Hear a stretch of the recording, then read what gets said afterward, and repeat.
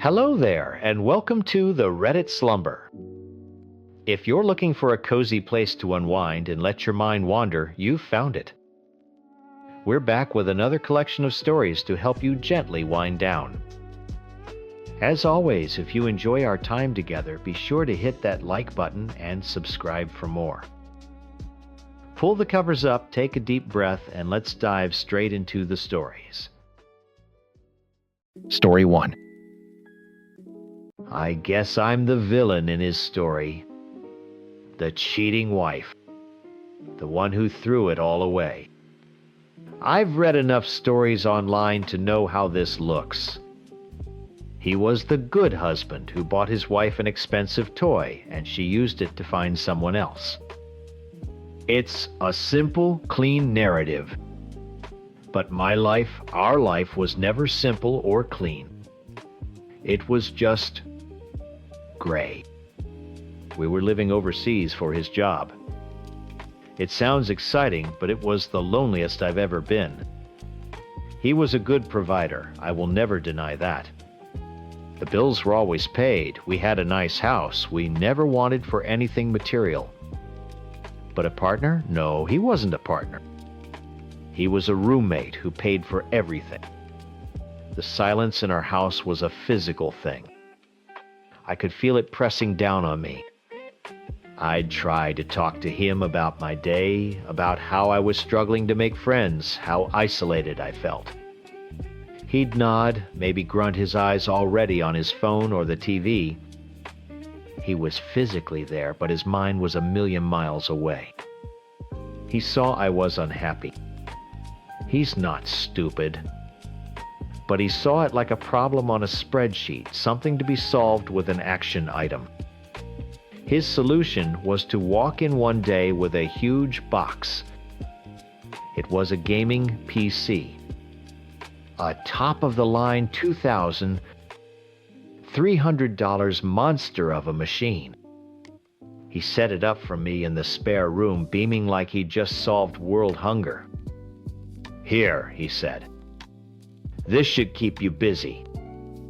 Keep me busy. That's what he said. He didn't say, "I hope you have fun," or "Maybe we can play something together." He said it like he was giving a toddler a new toy to stop her from crying. He wasn't trying to connect with me. He was trying to occupy me so I wouldn't bother him with my feelings anymore. It was the most expensive, loneliest gift I'd ever received. He saw a problem, his wife was sad, and he threw money at it. He never once asked me what I was actually feeling, what I needed. I started streaming on Twitch. At first it was just to have something to do, a way to make the expensive paperweight on my desk feel useful. But then something amazing happened. People showed up. They talked to me in chat. They cared about the game I was playing, they laughed at my stupid jokes. For the first time in years, I wasn't just my husband's quiet, sad wife. I was a person. I had a community. It was my escape hatch from the crushing gray silence of my marriage. Jay was part of that community.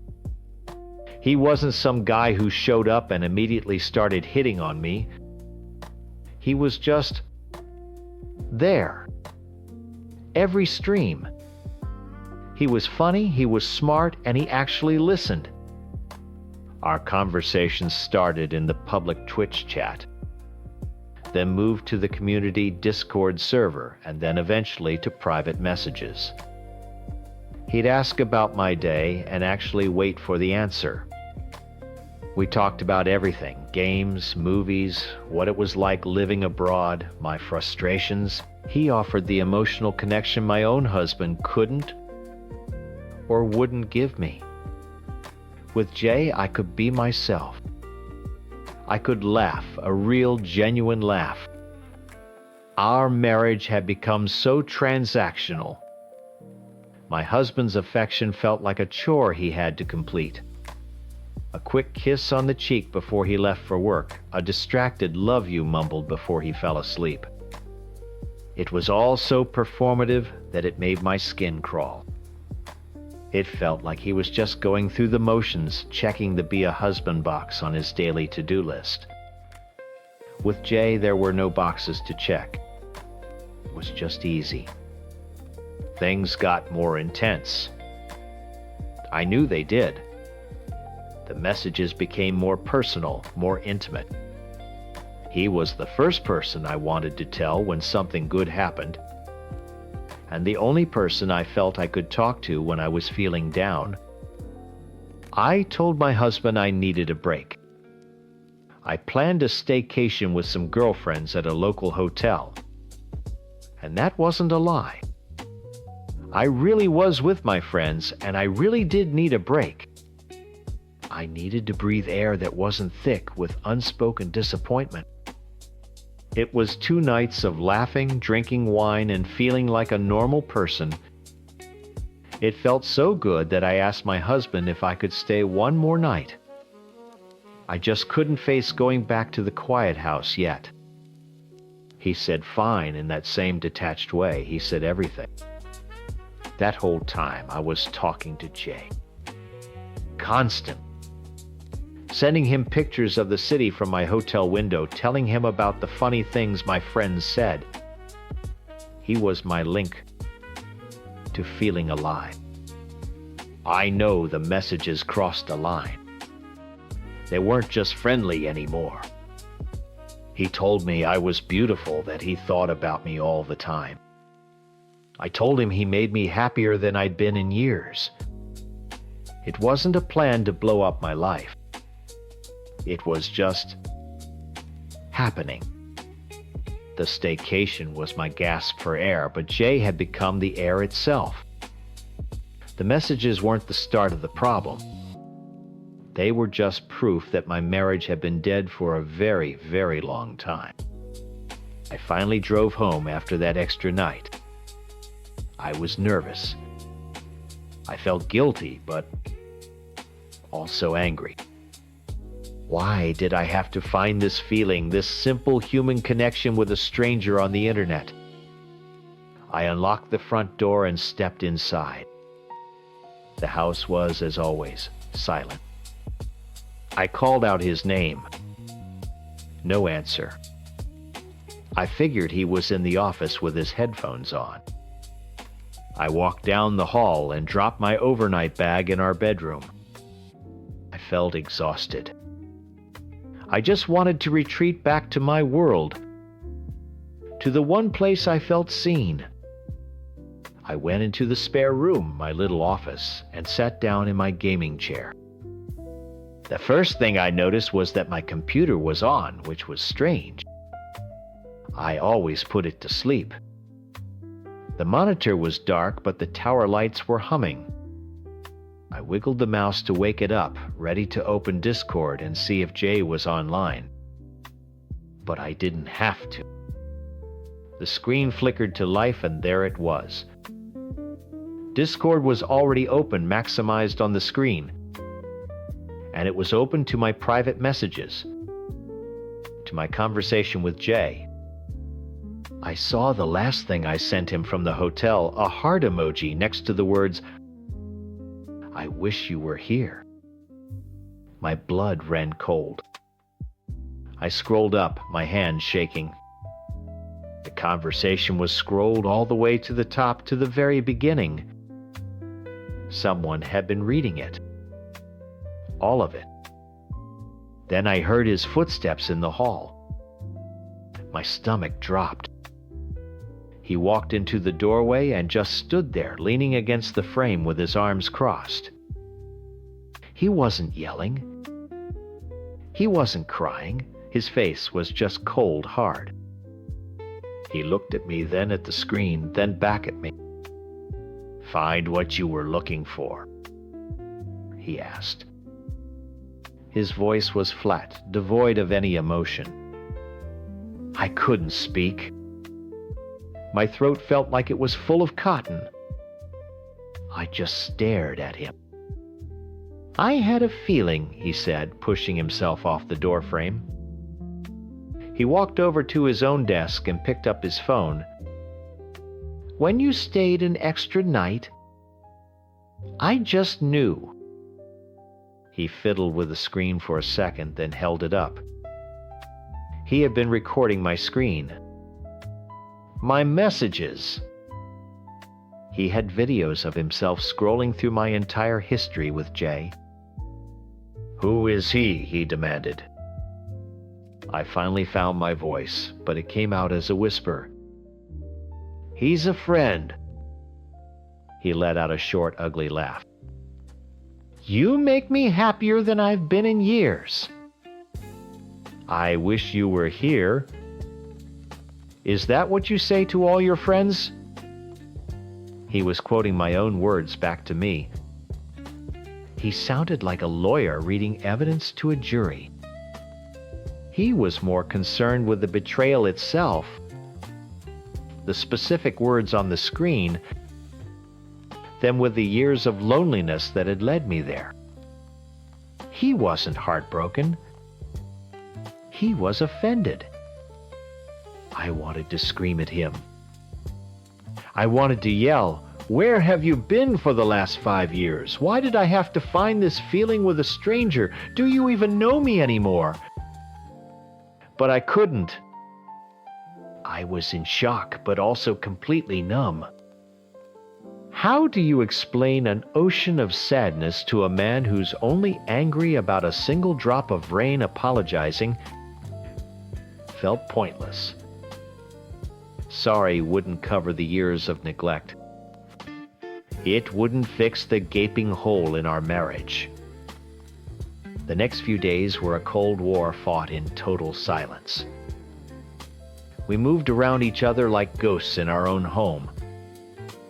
The first thing I did was change every single password I had and log out of all my accounts on that computer. He saw it, of course.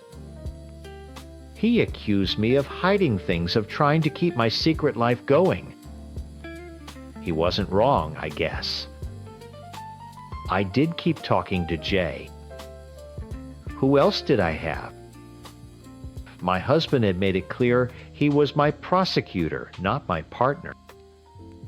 Jay was the only person who asked if I was okay. The tension was suffocating. About a week later, he announced he was moving out. He had found a small apartment closer to his work. He said he needed space.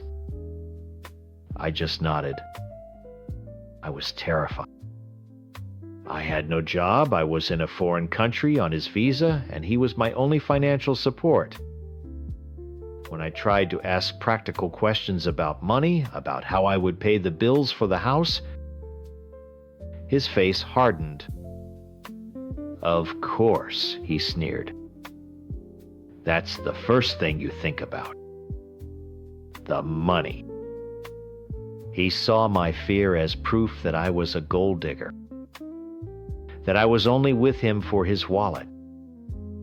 He couldn't see the sheer panic of a woman who had been made completely dependent on someone who was now walking away. He was facing a betrayal. I was facing an abyss. He left the next weekend. I helped him pack his boxes in that same dead silence. The moment the front door closed behind him, I collapsed onto the floor and finally cried. I cried for my stupid, broken marriage. I cried because I was so scared. And I cried because, for the first time in years, I was truly, completely alone in that big, quiet house. And part of me was relieved. The months that followed were a blur of awkward text messages about bills and logistics. He said he wanted to try marriage counseling, that he wanted to fix this. But his idea of fixing this was for me to apologize, cut off all my online friends, and go back to being the quiet wife he could manage. He didn't want to fix the marriage. He wanted to fix times me*. He wanted to put me back in the neat little box I had climbed out of. Christmas was coming. I felt this desperate, stupid need to make a gesture. I didn't know how to say what I was feeling. I didn't know how to explain the years of loneliness in a way he would understand. So I decided to speak his language. The language of expensive things. I took some of the money he sent for bills and I bought him a PlayStation 5. It was hard to find and it cost a fortune. I wrapped it and left it on the porch of his new apartment on Christmas Eve. It wasn't a manipulation, not to me. It was a clumsy, pathetic peace offering. It was my way of saying, I'm sorry. I hurt you. I don't know how to fix this, but I know you like this. I was trying to communicate in the only way he'd ever communicated with me, by buying a solution. He texted me on Christmas morning. Thank you for the PS5. That was unnecessary. That was it. Not let's talk. Not I appreciate the thought. Just unnecessary. And in that moment I knew for sure he saw a transaction just like he always did. He didn't see the desperate hope behind the gift. He didn't see me. He never had. He thinks this all started when he found those messages on Discord. He's wrong. It started long before that in the deafening silence of a marriage where one person was present and the other was just there. He bought me a $2,300 computer to keep me busy, and it worked. I found a life. It just wasn't the one he had in mind. Story 2. I'm probably the villain in this story. I get that. But before you judge me, you need to understand the world I built and the woman who took a sledgehammer to it. My life has always been about simple, solid things. I work in construction same as my father and his father before him. We build things that last. The house I live in, the one my wife and I raised our kids in, was built by my grandfather's own hands. There's a certain pride in that, a feeling of foundation. For 20 years, that's what I gave my wife, B. I built her a fortress. She never had to worry about a bill, a broken appliance, or what might be lurking in the dark. That was my job. I was the protector, the provider. She was the queen of the castle, my baby doll. All I ever asked for in return was loyalty. It's not a complicated deal. Things changed after my neck surgery. It was a bad one, fusing a couple of vertebrae. For the first time in my adult life, I was weak. I couldn't lift more than 10 pounds. I couldn't drive. I couldn't even turn my head properly without a jolt of pain that would black out my vision for a second. I was laid up for weeks, completely dependent on B. She had to help me shower, cut my food, everything. It ate me alive. A man like me isn't built to be helpless. I trusted her to be my strength to guard the walls while I was down. But something was off. It started small. Her phone, which used to be just a thing she used to call her sister, was suddenly glued to her hand. It was always angled away from me, the screen going dark the second I walked into a room. She'd laugh at something on it, and when I'd ask what was funny, she'd just say, "Oh, nothing, just a silly video." The warmth was gone. When she touched me, it was a nurse's touch, practical and distant. The woman who used to run her fingers through my hair was gone. The first real crack in the foundation showed on Thanksgiving. We were at my parents' house. I was finally off the heavy pain meds and able to walk around a bit. I went out to the front porch for some air, and she was already out there, huddled in the cold phone, glowing on her face. She was smiling that secret smile I'd come to hate. She didn't even hear me come out. The whole family was inside, laughing the smell of turkey in the air, and she was a million miles away, connected to whatever was on that screen. "Who are you talking to?" I asked. She jumped, startled. "Nobody. Just scrolling." The lie was so fast, so easy. "Looked like you were texting somebody important," I said. My voice was quiet, but there was an edge to it. I was tired of the secrets. That's when I saw it. Not just a lie, but anger. Her face hardened. "Can I not have 5 minutes to myself?" She snapped. "You're not the only one who's stressed, you know. Taking care of you hasn't exactly been a vacation." It was like a punch to the gut. Here I was, my body still broken, and she was throwing my recovery in my face. The resentment was so thick I could taste it. I'd given this woman everything, a life of comfort and security she couldn't have dreamed of on her own. And the first time I needed her, I was a burden. The stranger I saw on that porch wasn't my baby doll. She was someone else entirely, and I was too weak to figure out who. The next few months were a quiet hell. I went back to work trying to feel like myself again, but the suspicion was always there, a poison in my gut. I was a guest in my own home. We barely spoke. She was polite, distant. The house was clean, dinner was on the table, but the life was gone. It felt like living with a ghost. Then came that day in May. It was a Friday. The site was slow, and my boss sent us home a few hours early. I was actually in a decent mood. I thought maybe I'd surprise Bea, take her out for an early dinner, try to talk. Try to find the woman I married somewhere inside the stranger she'd become. The kids were staying the weekend with my parents, so it would be just us. A chance to fix things. When I pulled into the driveway, I felt the first prickle of unease. Her car was there, but the house was completely still. No music, no TV, just silence.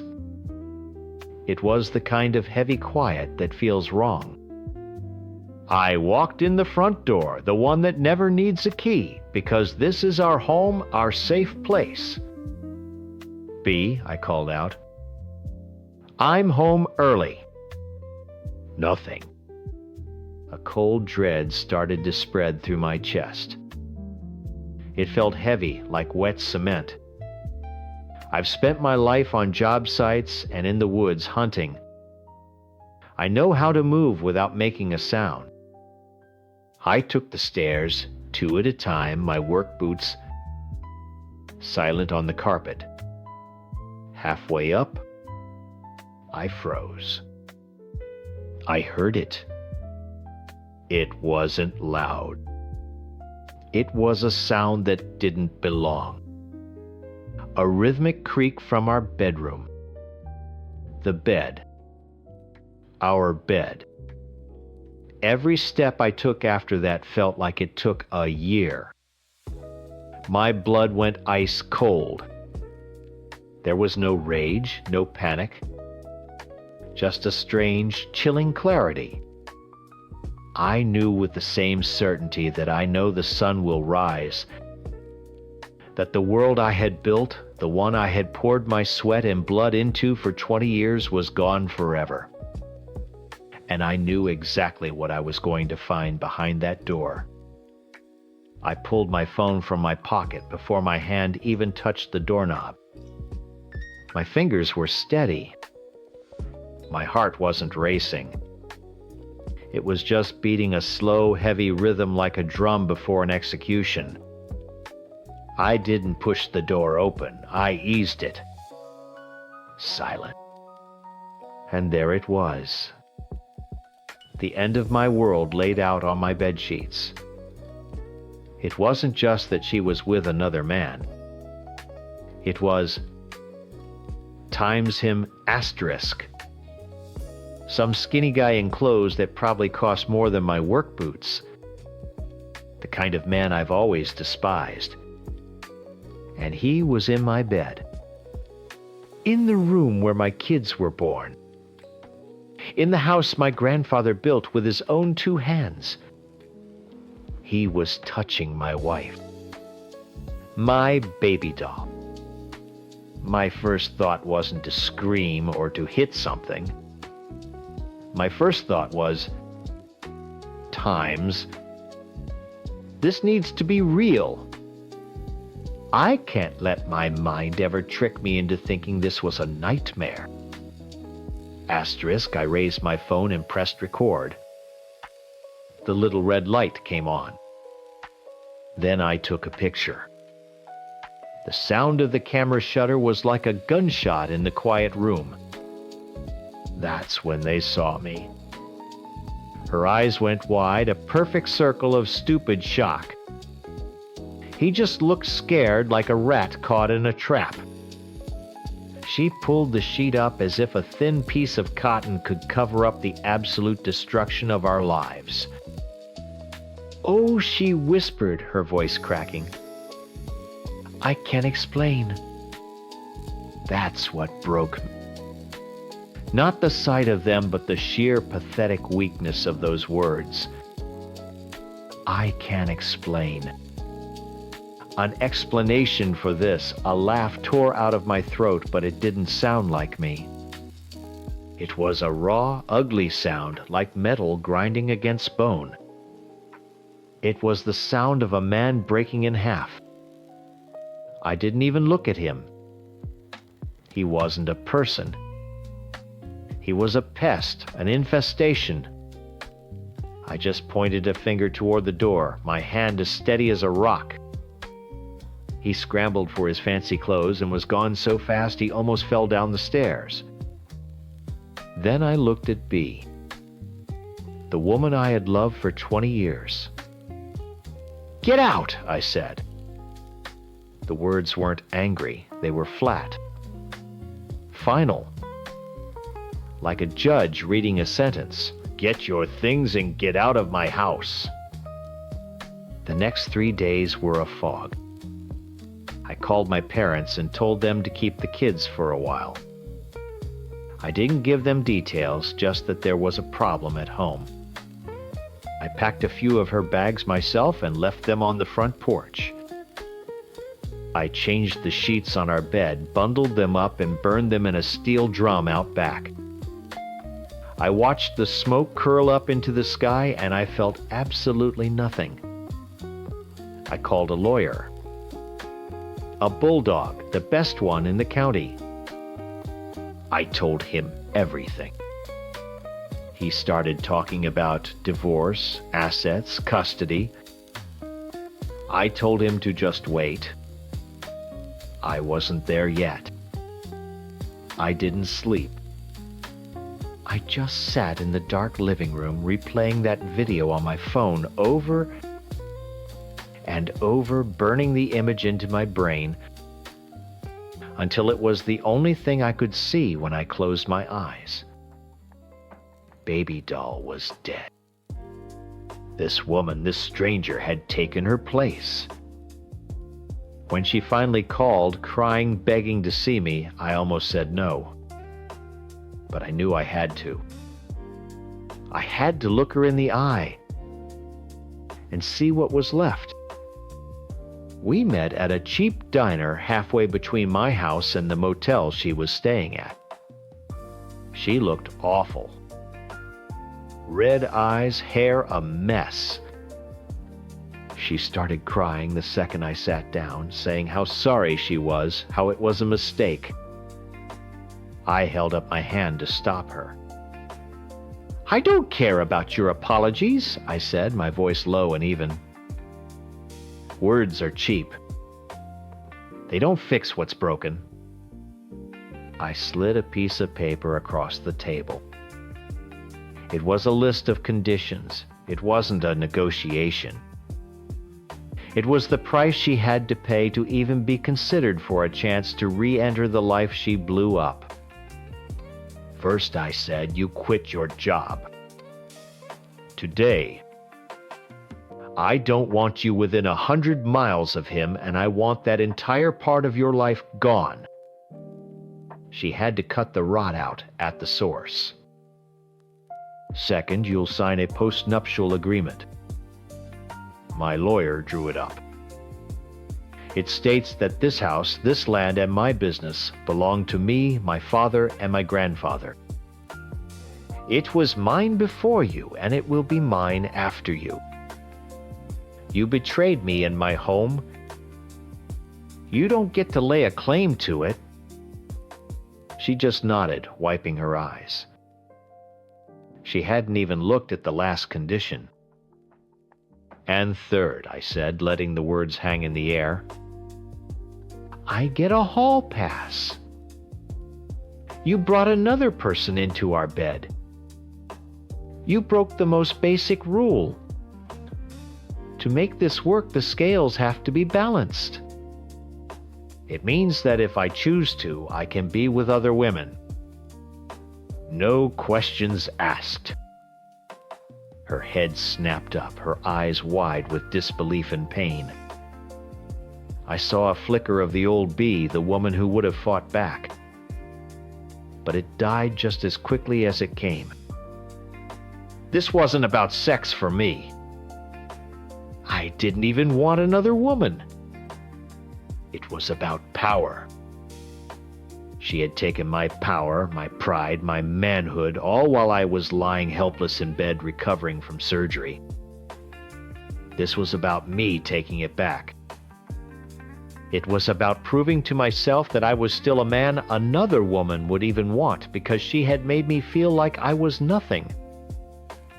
Okay, she whispered. She agreed to everything. She signed the post-nup a day later without even taking it to her own lawyer. She just gave up. And a part of me knew that was the only way this could work. I needed total surrender. That was 7 months ago. She moves through the house now like a guest. She does everything I ask. She keeps the house perfect, she cooks, she waits on me, but the light is gone from her eyes. She's not baby doll anymore. That name died in our bedroom. Now she's just B. On our 20th anniversary, she made a big dinner. She looked beautiful, like she was trying to remind me of the woman I married. After we ate, she stood in front of me, shaking, and asked if she could have a kiss. For 7 months, we hadn't so much as held hands. I looked at her, and I felt a flicker of something pity, maybe. I leaned in and kissed her. It felt like kissing a ghost. The shape of her lips was familiar, but there was no spark, no warmth. It was just an action. She started crying, burying her face in my chest. I love you so much, she sobbed. I'll spend the rest of my life making it up to you. I put my arms around her and held her, but it felt like I was holding a stranger. My arms were just there. I was just there. She thinks she's rebuilding what we had. She thinks her good behavior and her tears are laying the bricks back in place. But she doesn't get it. I tore that old house down to the studs. This is a new construction. I'm the architect and the foreman, and she's just a laborer working on my site. And every single day I wake up, I look at her, and I still haven't decided if I'm going to let her live in the new house when I'm done building it. Story 3. I know what he told you. I know the story he posted, the one that got thousands of comments calling me a monster, a whore, a horrible mother. I read them all. And I know the story he told my family and his family and our friends. The simple one. The one where I was the perfect wife with the perfect life who threw it all away for cheap thrills. It's a good story. It's clean. It makes sense. It just isn't the whole truth. For 11 years, my name wasn't my own. It was Mom. It was Honey. I was an extension of him and the kids. My husband, let's call him Ben, didn't see it that way. He saw himself as the perfect, loving husband.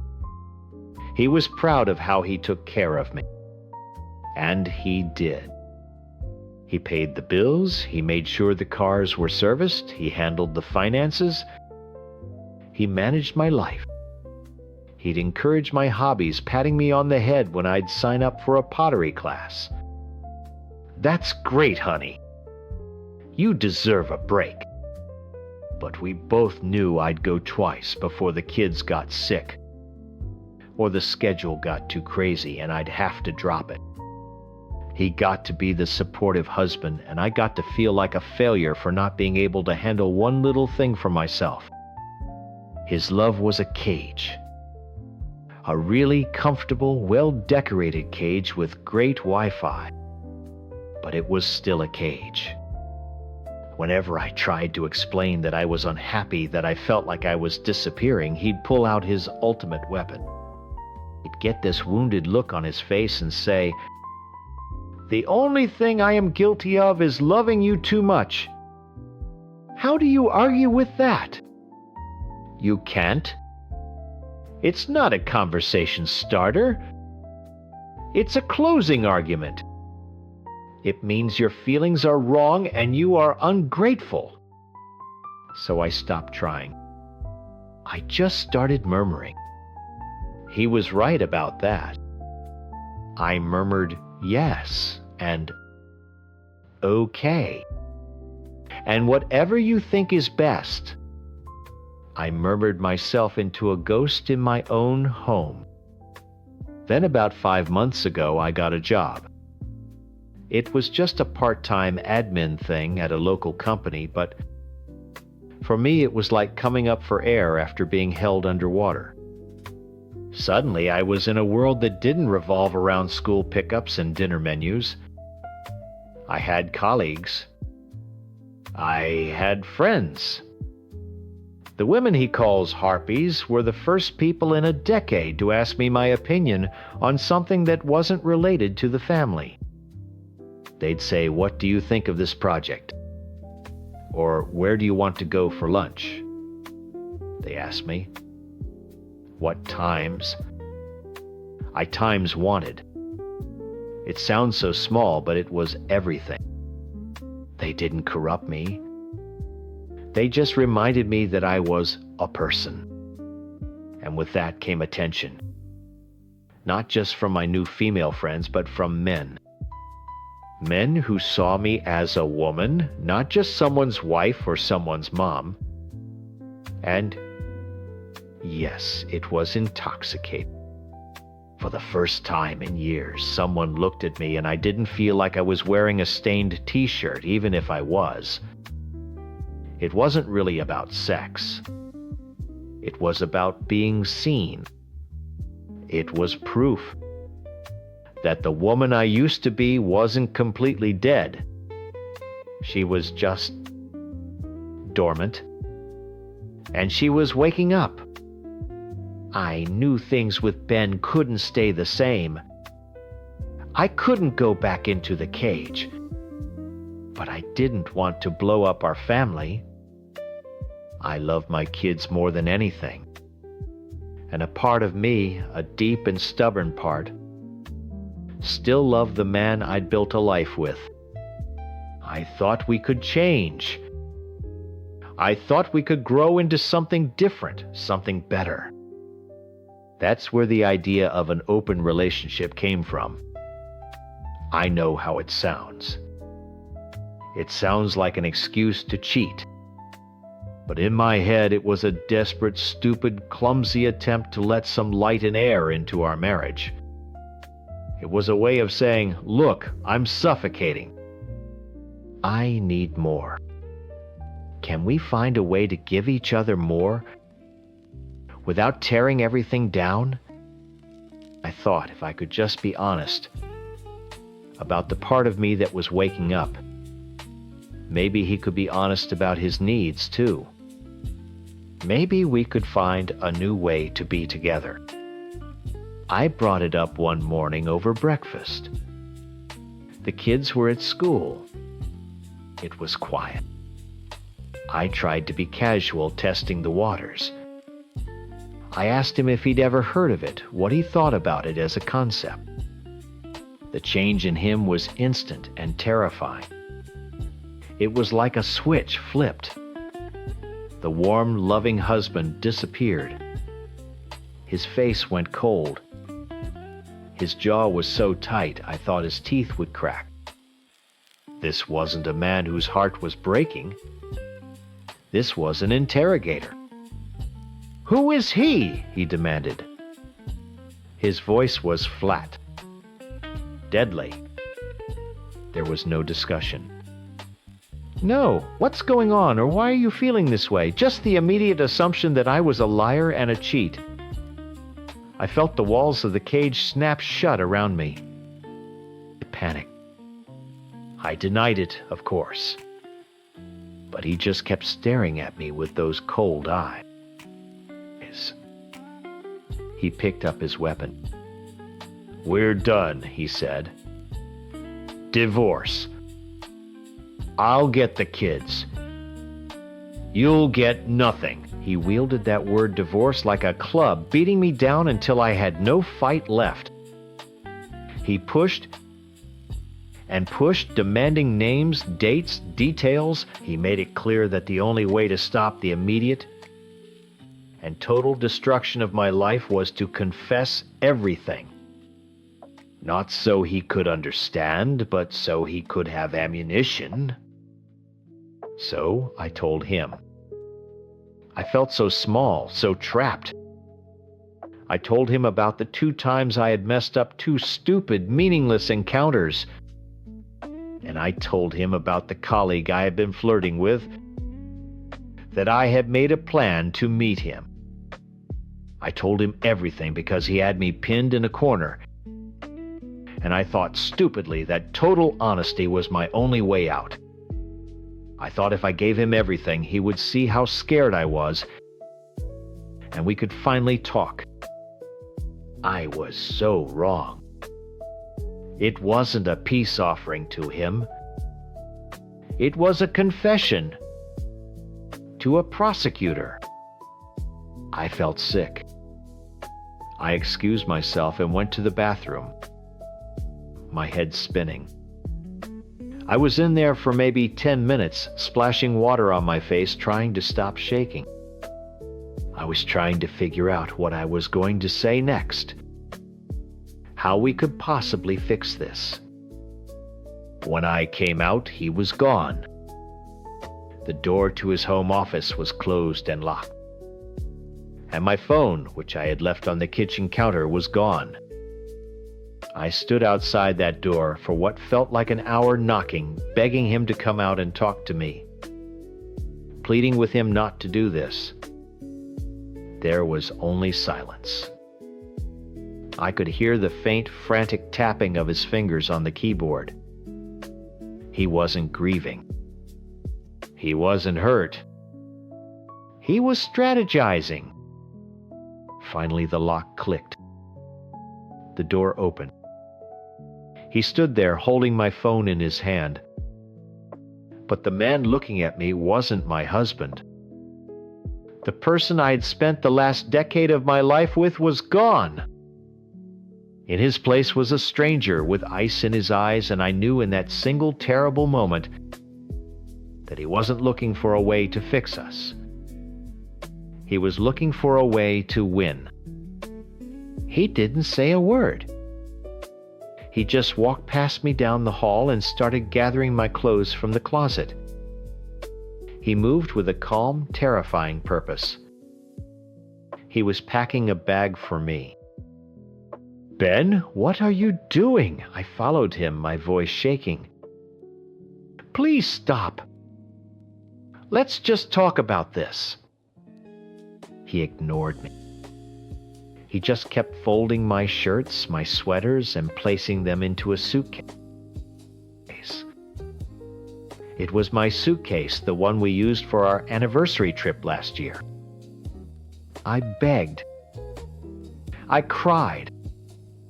I screamed at him, trying to get any kind of reaction, anything other than this cold, silent efficiency. He just kept packing. When the bag was full, he zipped it up, carried it to the front door, and set it on the porch. Then he turned to me.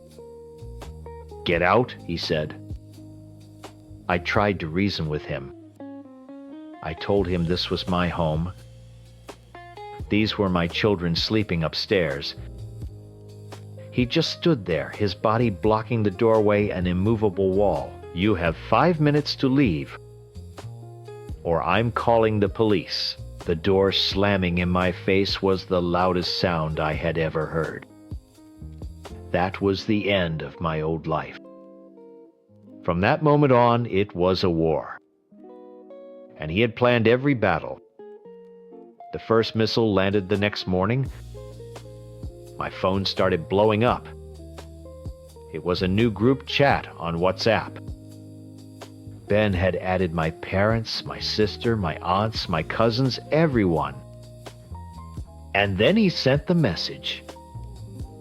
A long, detailed paragraph about my affair, my betrayal, and his decision to file for divorce to protect the children from their unstable mother. He cut me off from my entire support system in a single click. My family was horrified. They saw his message, his version of the story, before I ever had a chance to speak. They didn't call to ask what happened. They called to ask how I could do this.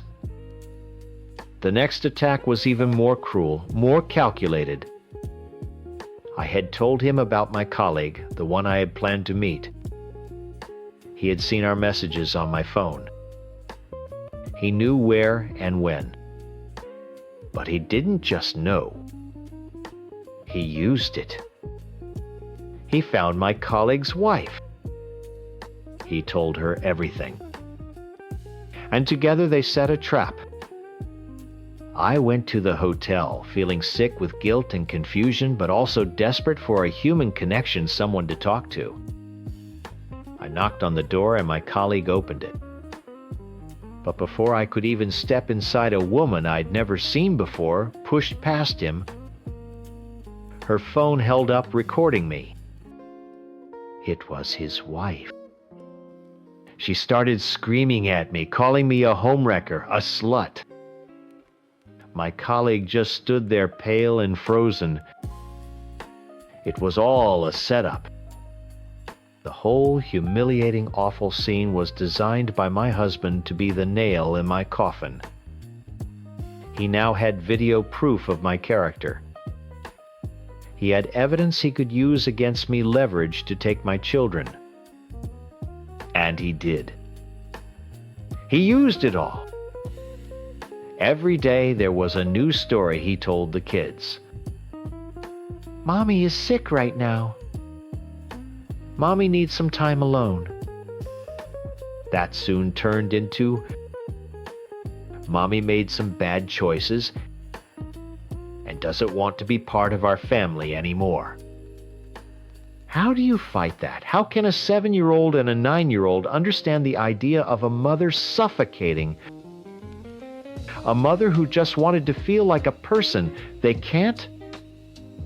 All they understand is that their mom left and their dad is sad.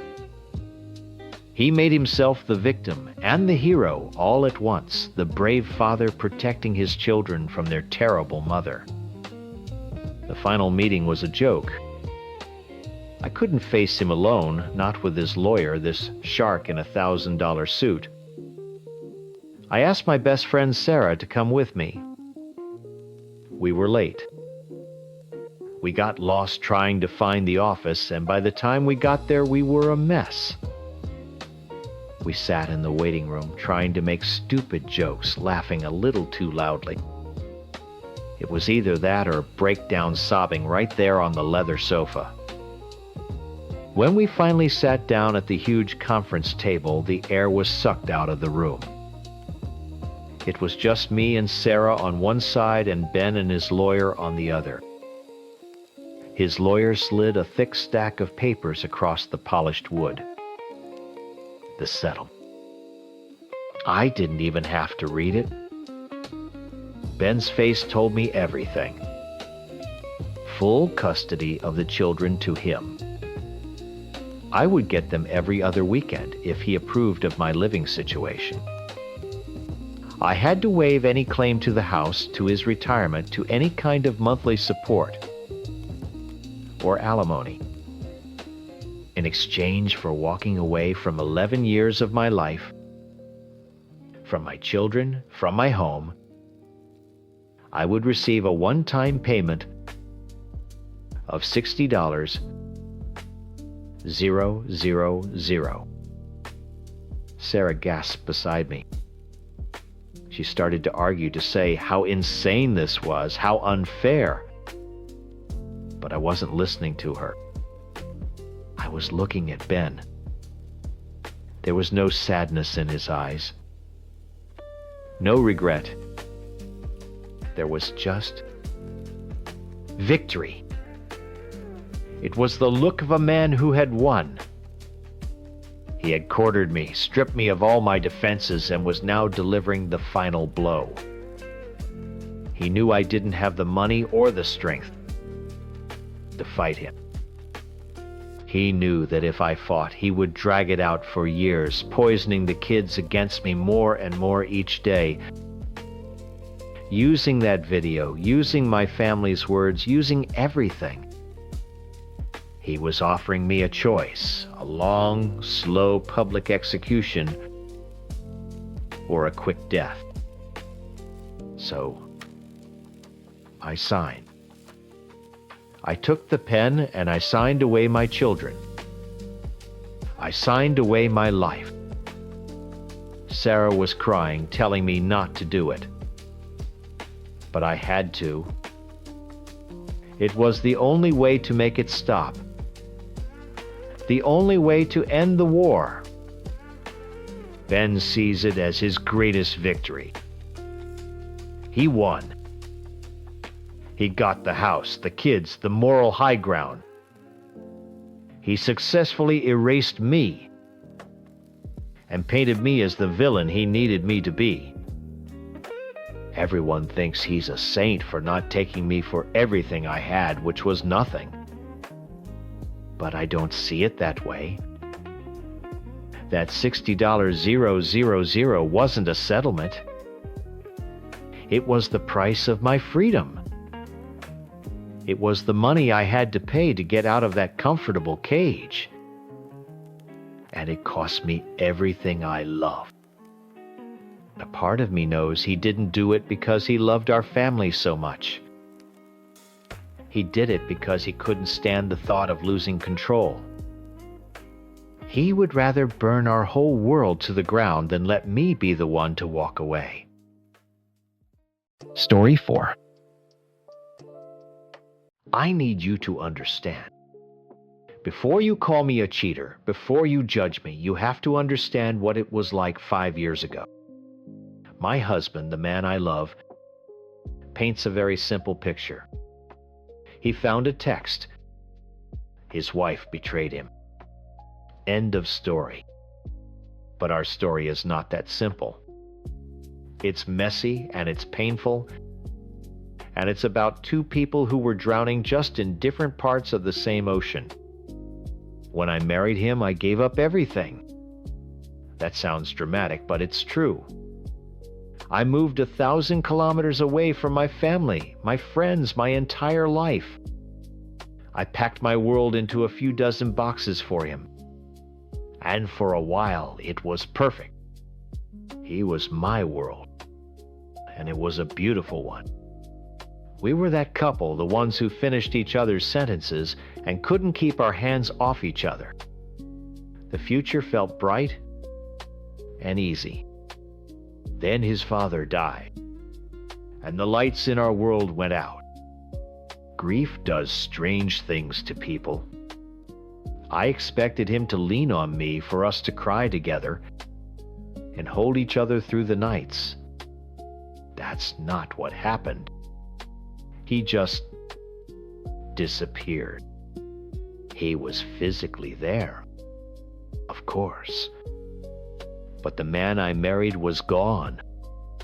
He buried himself in work, launching 2 new businesses at once. He'd leave before I woke up and come home long after I'd eaten dinner alone. When he was home, he'd be on his laptop, surrounded by a cloud of smoke from the cigarettes. He'd started smoking again, his face lit up by spreadsheets. I'd come home from my own job. I'm a teacher. It's not exactly a walk in the park, and I'd be desperate for him, for a hug. For a simple, "How was your day?" I'd try to talk to him, and he'd just grunt his eyes, never leaving the screen. I wasn't his wife anymore. I felt like a ghost haunting the hallways of a house he was working himself to death to pay for. The silence was the worst part. It was so loud, so heavy. I was completely, utterly alone. It was in that silence that I started hearing an old friend's voice again. Let's call him Mark. I'd known Mark for years from back home. By some crazy coincidence, he'd gotten a job at the same school I was hired at in our new city. Seeing him in the staff room that first week felt like a lifeline. A little piece of my old life had followed me here. The school was demanding with lots of late nights for parent-teacher conferences, fundraisers, and staff functions. And Mark was always there. Our friendship wasn't some secret sneaky thing. It was just easy. He'd ask how my day was, and he'd actually listen to the answer. He saw the dark circles under my eyes. He noticed when I was stressed. While my husband was building his empire, Mark was helping me build a sense of myself again. He became the person I talked to because the job was vacant at home. I admit it. I complained to him about my marriage. I told him how lonely I was, how disconnected I felt. He was just a friend, a shoulder to lean on. Then came the wedding. It was for one of my husband's colleagues. I remember putting on a nice dress and smiling, trying to pretend we were still that perfect couple. But my husband was distant all night talking business with people barely looking at me. I was standing there with a drink in my hand, surrounded by strangers, feeling more alone than ever. Mark was there too, invited through a mutual friend. We ended up talking. He asked if I was okay, and I just broke. I told him everything. And then, in a moment of stupid, drunken, emotional weakness, I told him I had feelings for him. I confess that sometimes I wondered what my life would have been like if I'd taken a different path. The words were out before I could stop them, and I hated myself instantly. It was a mistake. A terrible mistake. Born from loneliness. His face changed, and I could see the line we'd just crossed. I mumbled an apology and walked away. For the next 6 weeks, I was consumed with guilt. I avoided Mark at work as much as I could. I tried harder with my husband, but it was like talking to a brick wall. Nothing changed. There was one other time that my husband now holds against me. It was after a late-night work function. A few of us had too much to drink and missed the last train. Mark lived nearby, and he offered his place for a few of us to crash, so we didn't have to pay for an expensive cab. I wasn't comfortable with the idea of it being just me and him, so I made sure another female teacher, Sarah, came with us. We all ended up in the same bed. It was a small apartment. But I specifically asked Sarah to sleep in the middle between me and him. Nothing happened. It was 3 exhausted colleagues sleeping in the same bed. That's it. A short time after that, Mark told me he was leaving. He'd gotten a better job in another country. His farewell party was bittersweet. He was the only person who had made me feel less alone during the hardest year of my life. That night, after I got home to my dark, silent house, I sent him a text. I poured all my stupid sentimental feelings into it. I told him how much I would miss him, how much his friendship had meant to me. I mentioned our talk at the wedding, and I said I would always have a deep affection for him. It was a goodbye. A foolish, emotional, final goodbye. I was closing a chapter, not trying to start a new one. I hit send, deleted the thread, and tried to forget. And I did. 5 years passed. My husband's grief softened. His businesses took off and the stress lessened. He came back to me slowly at first, then all at once. We started talking again, laughing again. We had 2 beautiful children. We built a life, a real one. That dark year became a distant memory, a scar we'd both survived. I thought we had made it. I thought we were safe. Until last night. We were cleaning out the old office closet, getting rid of junk. He found an old phone of his at the bottom of a box. "Hey, look at this fossil," he laughed. "I wonder if there are any old pictures of us on here." He found the charger, and a few minutes later the old phone chimed to life. I smiled, thinking about how young we were back then. He tapped on the screen, his brow furrowed in concentration. He was quiet for a long time. Then his face went pale. The smile was gone.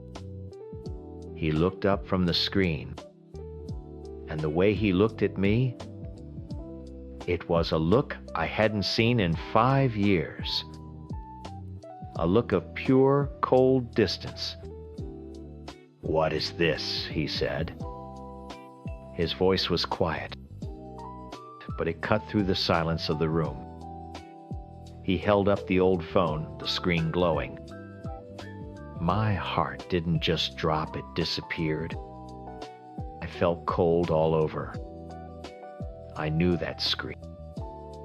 I knew that text. A digital ghost I had buried 5 years ago was standing right in front of us. That's from a long time ago, I stammered. "It's not what it looks like." "Then what is it?" he asked, his eyes locking onto mine. He read it out loud, his voice flat and void of any emotion. Each word was a slap.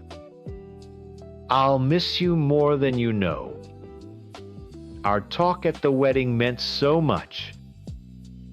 I will always have a deep affection for you. What wedding, honey? What talk? My throat closed up. I had to tell him. All of it. The whole ugly, pathetic story. It was that wedding for your colleague, I said, my own voice a whisper. I was drunk and I felt so alone. You were barely talking to me all night.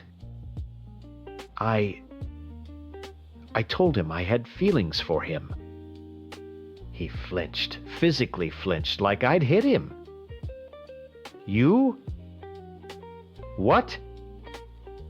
It was a mistake, a stupid, lonely mistake, and I regretted it the second I said it. Nothing ever happened, I swear. I tried to explain the context, the crushing weight of that year. I talked about his grief, about coming home to a silent house, about feeling invisible. I pleaded with him to remember what it was like back then, how lost we both were. He wasn't listening. He didn't hear the part about my loneliness. He only heard one thing: I had feelings for him. He looked at me, his face a mask of disgust. So while my dad was dead, while I was killing myself working to build us a life, you were confessing your love to some other guy. It wasn't love, I cried. It was a stupid, wistful comment. It was about a life I didn't have because I was so miserable in the one I did have. With times, or without you because you were never there. Did you sleep with him? He demanded, his voice dangerously low. No, never. I told him about the night at Mark's apartment, how I insisted Sarah sleep between us. I told him every detail I could remember to prove my innocence. He just laughed. A short, bitter sound with no humor in it. Oh, that makes it so much better. You just slept in the same bed. You expect me to believe you brought a chaperone? That you were just three little pals having a sleepover? Every reason I gave, every attempt to paint the full picture of that miserable year, he saw as an excuse. My loneliness was an excuse. His absence was an excuse. To him, the story was simple. He was suffering, and I used it as a cover to betray him. Suddenly, the last 5 years of our life, the healing, the laughter, the children sleeping down the hall, it all evaporated. In his eyes, I was no longer the woman who stood by him and helped rebuild our marriage. I was just a traitor. That night, he slept on the couch. I lay in our big empty bed and cried until I had no tears left. The days that followed were the worst of my life. The silence that came back was 1,000 times heavier than it was 5 years ago.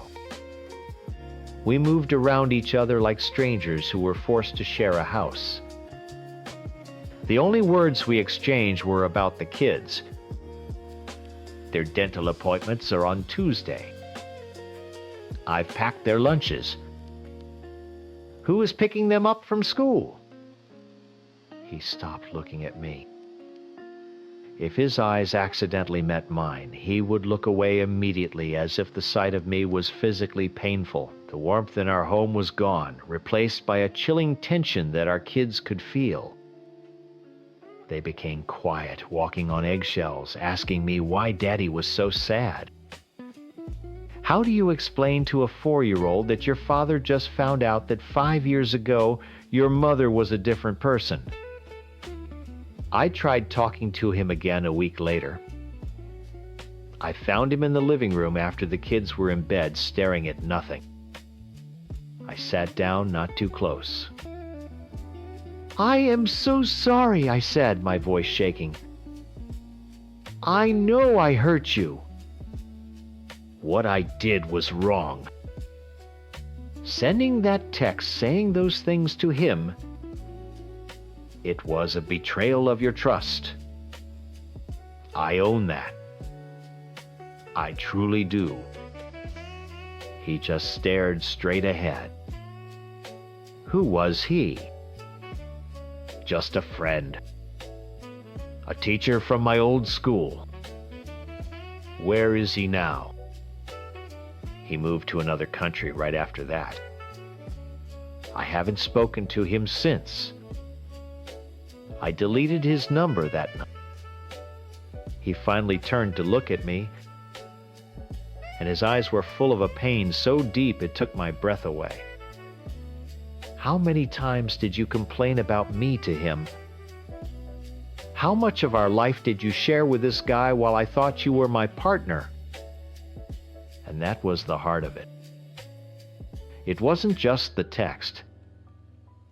It was the knowledge that during his darkest hour, I had turned to someone else for comfort. I tried to explain that I turned to someone else because he wouldn't let me in, but it's a circle we can't escape. My reason is his accusation. Now I don't know where we are. We're living in a state of limbo. I look at this man, the father of my children, the person I have loved for more than a decade, and he is a stranger to me again.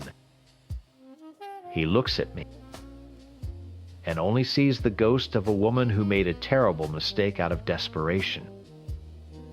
He doesn't see the woman who spent the next 5 years pouring every ounce of her love and energy into fixing what was broken, into building the beautiful family we have now. My deepest regret is that in my desperation not to drown alone, I hurt the one person I was trying to hold on to. I made a mistake. But isn't a marriage about surviving mistakes? We survived his grief. We survived the distance. I thought we were strong enough to survive anything. I just never thought the biggest threat to our future would be a ghost from our past. He's holding up a single ugly snapshot from the worst year of our lives and calling it the whole family album. And I am terrified he will never be able to see the rest of the pictures again. Story 5. I'm sure you've already heard his side of the story. I'm the monster, the cheating drug addict girlfriend who threw away 4 years of his life. I get it. From the outside, that's exactly what it looks like. But you weren't there. You don't know what it was like inside my head or inside my house. My life has never really been mine. Before him, it belonged to my family. My world was the space between 4 walls, and those walls were always screaming. My mother's voice sharp and angry, cutting me down for things I didn't do. My brother's fist teaching me to flinch whenever a hand was raised too quickly. My grandmother, who lived with us, spitting bitter words that made me feel small and worthless. My dad was long gone. He got out. I was left behind in a home where you had to fight for every scrap of kindness, and showing any weakness meant you'd get eaten alive. Then I met him.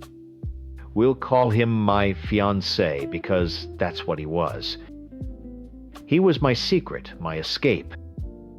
He lived thousands of miles away in another country, but his voice on the phone was my only way out. For 4 years, he was my future. He promised me everything I ever wanted. Quiet home, a family, a baby, a life where I didn't have to be scared all the time. He was going to save me. But promises are just words. And over time, his words started to change. The man who was supposed to be my savior started acting like another guard. My only window to the outside world started to feel like a one-way mirror with him always watching. He didn't like me having female friends. He said they were a bad influence. He didn't want me going to parties or even small get-togethers. My life, every tiny piece of it had to be approved by him. The sweet, caring boy I fell for was slowly replaced by a cold, controlling man on the other end of the line. I was still stuck. Still in that horrible house, still getting screamed at, still feeling trapped. And my escape plan, my fiancé, seemed to be in no hurry to actually get me out. I'd ask him begging, When can I come to you? Let's just set a date, something for me to look forward to. Every single time he'd shut me down. He'd say we weren't ready, that it wasn't the right time, that I needed to be patient. Patient. I was serving a life sentence and he was telling me to just wait in my cell quietly until he decided it was time to unlock the door. He wasn't saving me anymore. He was just controlling me while I rotted. By the summer of 2020, I couldn't breathe. I was completely broken. I needed money to feel like I had some power. But more than that, I needed a reason to leave the house for a few hours a day. There was a greenhouse nearby that was hiring. It was perfect. When I told him about it, he said no. Flat out, he forbade me from taking the job. He went on a rant about how places like that were full of gangs and drugs. It was insane. He was worried about strangers hurting me when my own family was destroying me every single day. For the first time in our relationship, I said no back to him. I took the job. It was the first real decision I had made for myself in years, and it felt terrifying and amazing all at once. And that's where I met Tony. Tony wasn't a promise. He wasn't a plan for the future. He was just there. He worked with me, and he saw me. Not the sad girl on the phone he had to fix, but the actual person standing in front of him. He was funny. He made me laugh, a real laugh. Not the fake one I used with my family. When my fiancé's calls became interrogations. Who were you with today? What did you do? Why didn't you answer my text right away? Tony would just ask how my day was. He listened. My fiancé would yell at me for being tired, for not being cheerful enough for him after I'd spent 10 hours on my feet at work, and another 2 getting screamed at by my mother.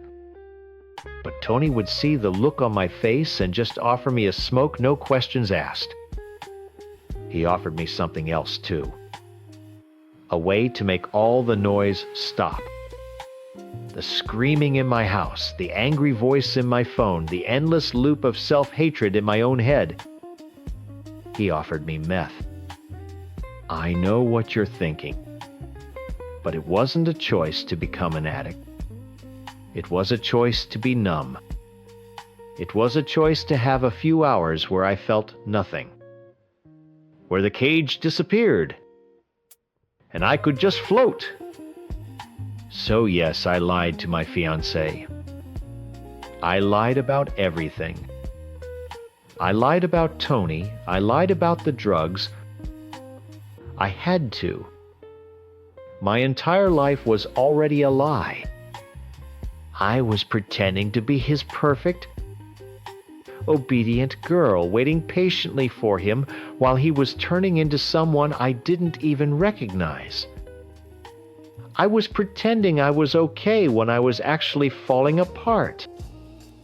Being with Tony was wrong, I know that. Cheating on the man I was supposed to marry was horrible, but it was the only time I felt anything real. A hand holding mine, a person sitting next to me in silence. It was a physical presence, not just an angry, disembodied voice telling me I wasn't good enough. Tony wasn't a replacement for my fiancée. He was an anesthetic for my life. Of course, he started to suspect. He wasn't stupid. He'd see me on video calls and make comments. "You're so thin, are you eating?" Or, "Why are your pupils so big?" His paranoia went into overdrive. The calls weren't about love anymore.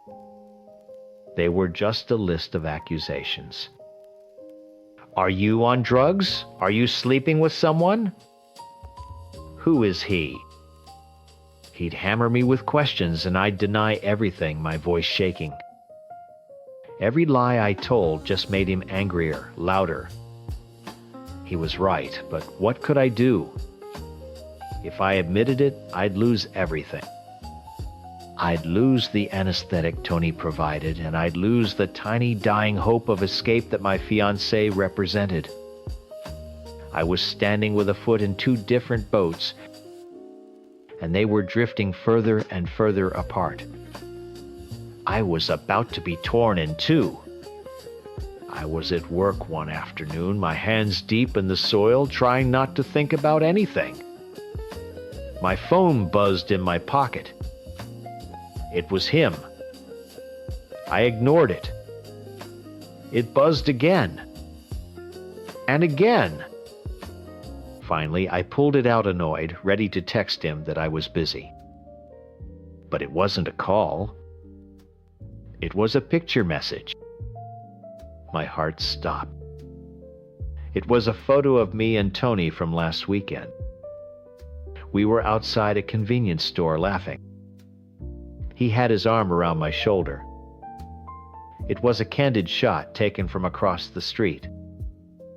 Beneath it, a single line of text from my fiancée. "I know everything." I stared at my phone, my hands covered in dirt, the world shrinking down to that single grainy picture. Me. Tony. His arm around me. The convenience store lights glowing behind us. It was such a small, meaningless moment, but he had found it.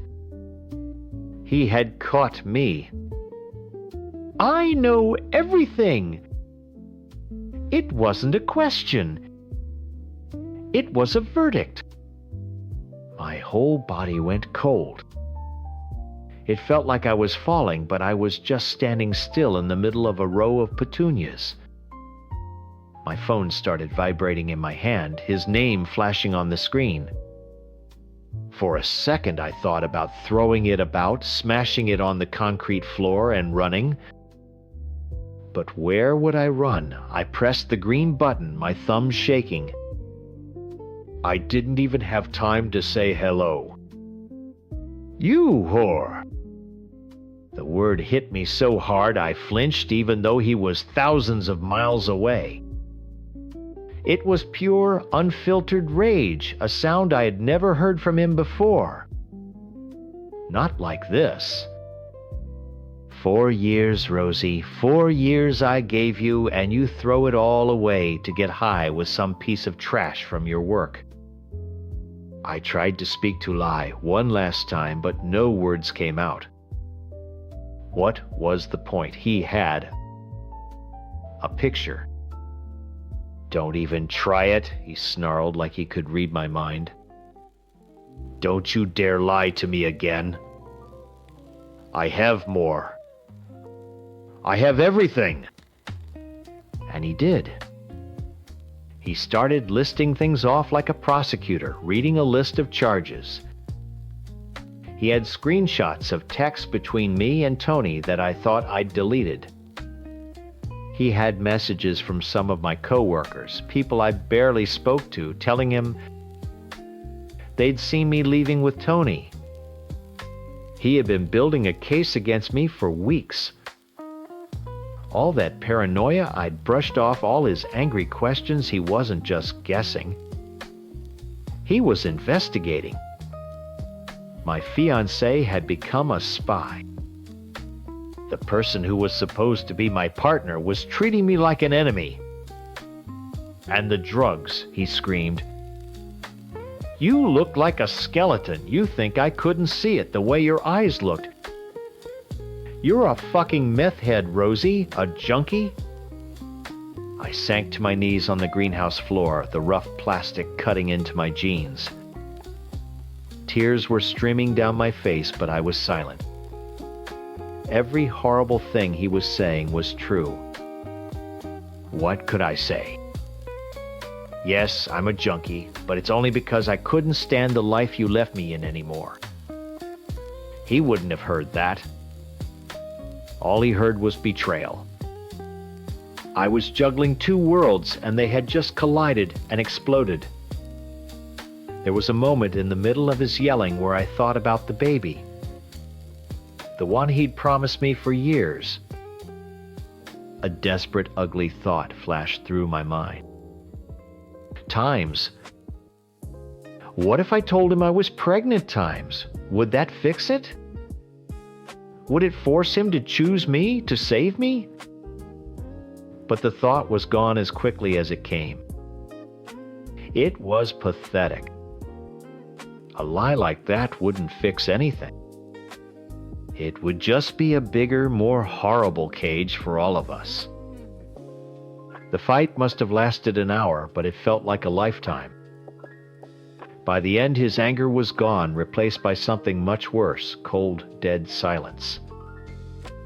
"We're done," he said, his voice flat. "It's over. Don't ever contact me again." Then he hung up. The silence that followed was louder than his screaming. I just knelt there in the dirt, holding a dead phone. My escape plan was gone. My anesthetic was exposed. I had nothing. I was just the monster he said I was. That was December 30th. I somehow finished my shift, my body moving on autopilot while my mind was just white noise. When I got home, my mother started on me right away, yelling about me being late about the dirt on my clothes. Usually I'd fight back or cry or just shrink into myself. But this time I just walked past her, went to my room and shut the door. Her words couldn't touch me anymore. None of it could. I was already at the bottom. The next day I told Tony. I sat in his beat-up car during our lunch break and told him everything. That my fiancée knew that we were over, that I was a cheating drug addict monster. I expected him to laugh, or get weird, or just not care. But he didn't. He just listened, took a long drag from his cigarette, and blew the smoke out the window. "Well," he said, flicking the ash, "you can't stay in that house. It's killing you." He looked at me, his eyes clear for once. "You can move in with me if you want." It wasn't a romantic proposal. It wasn't a promise of a better future. It was just a lifeline. A different place to be. An escape hatch. I said okay. 2 days later, I did it.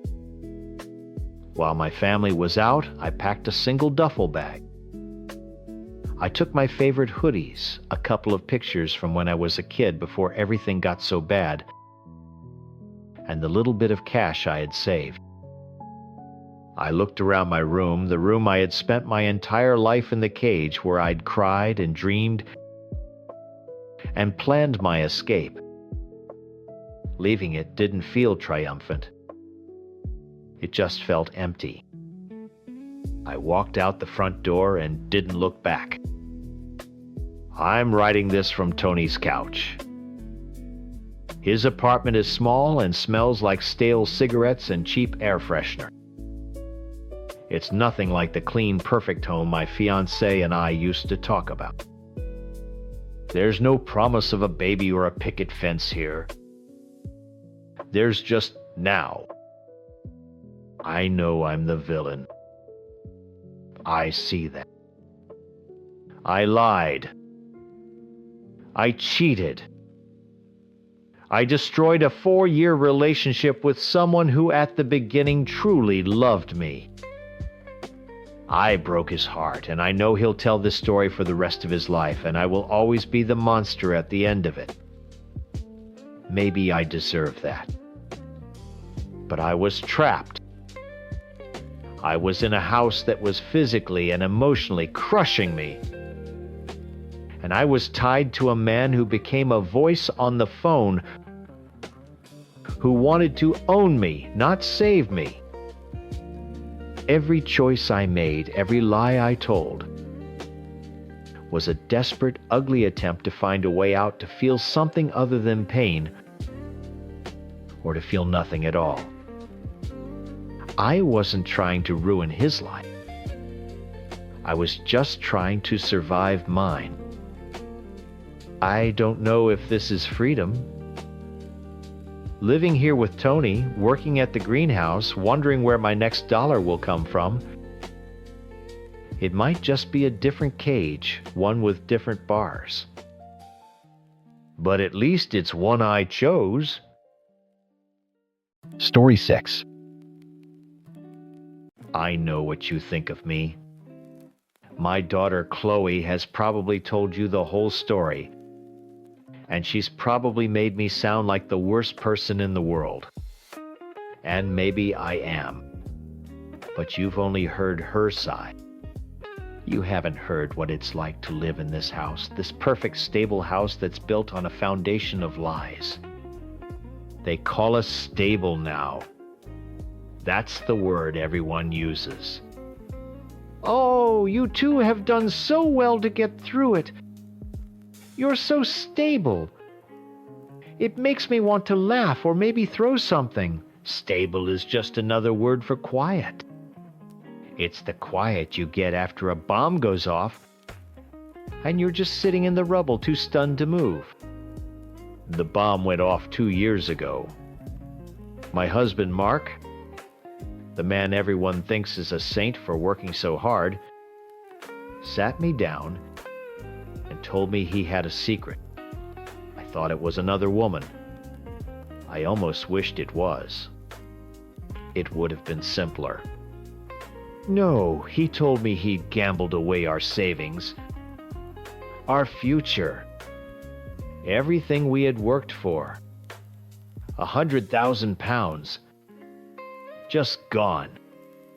Poof. Like it was never there. The shock was so total I couldn't even cry at first. It was just this cold, heavy weight in my stomach. But the world doesn't stop for your pain. We had to tell the kids. We had to tell our families. And that's when the story changed. It wasn't about what he did to us anymore. It became the story of Mark's redemption. Everyone rallied around Times him, asterisk. His parents, my parents, our friends. He's a good man who made a mistake. He's so brave for admitting it. You have to support him. He's trying so hard to fix it. And what was I supposed to do? I was the wife. My job was to smile, nod, and be the supportive rock while he climbed out of the hole he'd thrown us all into. So I did. I played my part. But forgiveness isn't a switch you can just flip. Forgiveness became my prison.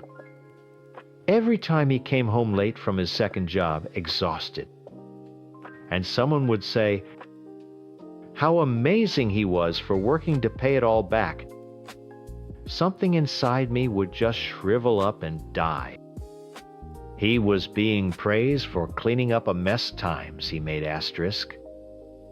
He got to be the hero of his own story. I just got to live with the consequences, the constant fear about money, the shame. I got to be a supporting character in the grand drama of his recovery. My own mother died last year. The grief was a physical thing. It felt like I couldn't breathe. But in this house, there was only room for one person's suffering, and Mark was still taking up all the space. His guilt was louder than my grief. So I packed my sadness away, just like I packed away my anger. That's when the drinking got worse. A glass of wine with dinner turned into 2, then 3. It was the only thing that could blur the edges of my life. It turned down the volume on the silence in our house. Mark and I didn't talk anymore. Not really. We'd talk about bills, about Chloe, about what to have for dinner. But the laughter was gone. The easy comfort was gone. He'd walk into a room and all the air would just get sucked out. The wine helped me pretend I couldn't feel it. And then someone else started talking to me. It started innocently. Just a few texts from an old colleague I ran into. He was funny. He asked about my day. He didn't know me as Mark's wife, the poor woman whose husband gambled their life away. He didn't see the tired, resentful woman I saw in the mirror. He just saw me. He told me I was beautiful. He said I was sexy. He sent pictures and asked for them back. It was all a fantasy, I knew that. It wasn't love. It was just light. A tiny secret flicker of light in a very dark room. My phone became my escape. It was the one place in the world that was only mine where someone desired me instead of pitying me. Tonight, the wine was doing its job perfectly. I was on the sofa, feeling warm and floaty, smiling at a stupid joke he'd sent me. I was in my little secret world, a world where I wasn't a failure or a victim. I felt a shadow pass over me and looked up. It was Chloe. She was standing in the doorway to the kitchen just watching me. She's been looking at me like that for months. Like I'm a puzzle she can't solve, or maybe one she's already figured out and doesn't like the answer to. I saw the disgust on her face before she could hide it. I instinctively angled my phone away from her, my heart thumping. It felt like an invasion. Her judgment was a physical thing pushing into my private space. She didn't move.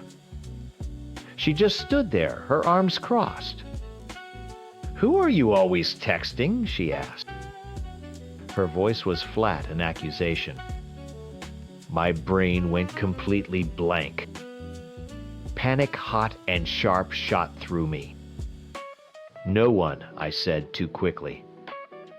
"Just my therapist." A clumsy, stupid lie. I don't even have a therapist. She just stared at me, her eyes narrowed. She knew I was lying. She took a step closer. "Let me see then." "No," I said, my voice shaking. "It's private, Chloe." "Get off my back." I tried to sound angry, but it came out as desperate. I clutched the phone tighter. This was mine. He had taken our money, our future. She wasn't going to take this from me, too. And then she did it. She moved so fast I didn't have time to react. She lunged forward and snatched the phone right out of my hands. A switch flipped. I saw red. It was a purely animal instinct. I scrambled off the sofa, grabbing for her arm for the phone. "Give it back!" I yelled, my voice ragged. "Give it back to me right now!" We stumbled a clumsy, ugly dance in the middle of the living room. I wasn't trying to hurt her. I was just trying to get my lifeline back. To protect the one small, selfish thing that made me feel alive. She was stronger. She shoved me back and I tripped over the rug, catching myself on the armchair. She stood there, panting, phone in her hand. Her back was to me. I was frozen, my breath caught in my throat, watching the straight, unforgiving line of her shoulders. I waited for her to turn around to scream at me. But she didn't. She just lifted the phone, her thumb moving across the screen that was still lit up from my last message. I saw her sharp intake of breath. Her whole body went rigid. I couldn't see her face, but I didn't need to. I knew in that gut-wrenching, world-ending moment that she was seeing it all. The texts, the names he called me, the photos. My secret was no longer mine. The silence in the room was so loud it felt like my ears were ringing. It couldn't have been more than a few seconds, but it stretched on forever. I watched her shoulders, how they shook just once. Then she slowly turned around. The look on her face, it wasn't just anger. It was disgust. It was the same look I'd seen her give Mark just once, right after he told us about the gambling. A look that said times, "I don't even know who you are anymore." Asterisk. "Mom." Her voice was a whisper. It cracked. "What is this? Who is this?" She held the phone out, like it was a dead thing she'd found. I couldn't speak. The whine, the panic, the shame, it was all a thick sludge in my throat. I just stared at her, my mind screaming for the right words, but nothing came out. And then the performance started. Her face crumpled. A huge theatrical sob ripped out of her, the kind that's meant to be heard. She clutched her stomach as if she'd been physically wounded. "How could you?" she wailed, her voice rising with every word. "How could you do this to Dad? After everything times he's done to fix this family." She was choosing a side. Right there in that moment. She wasn't my daughter horrified for her mother. She was his defender accusing me. And something inside me, something that had been quietly rotting for 2 years, finally snapped. Him, I practically spat the word. "You're worried about times him, asterisk. He's been killing himself, working 2 jobs for us," she screamed back, tears streaming down her face.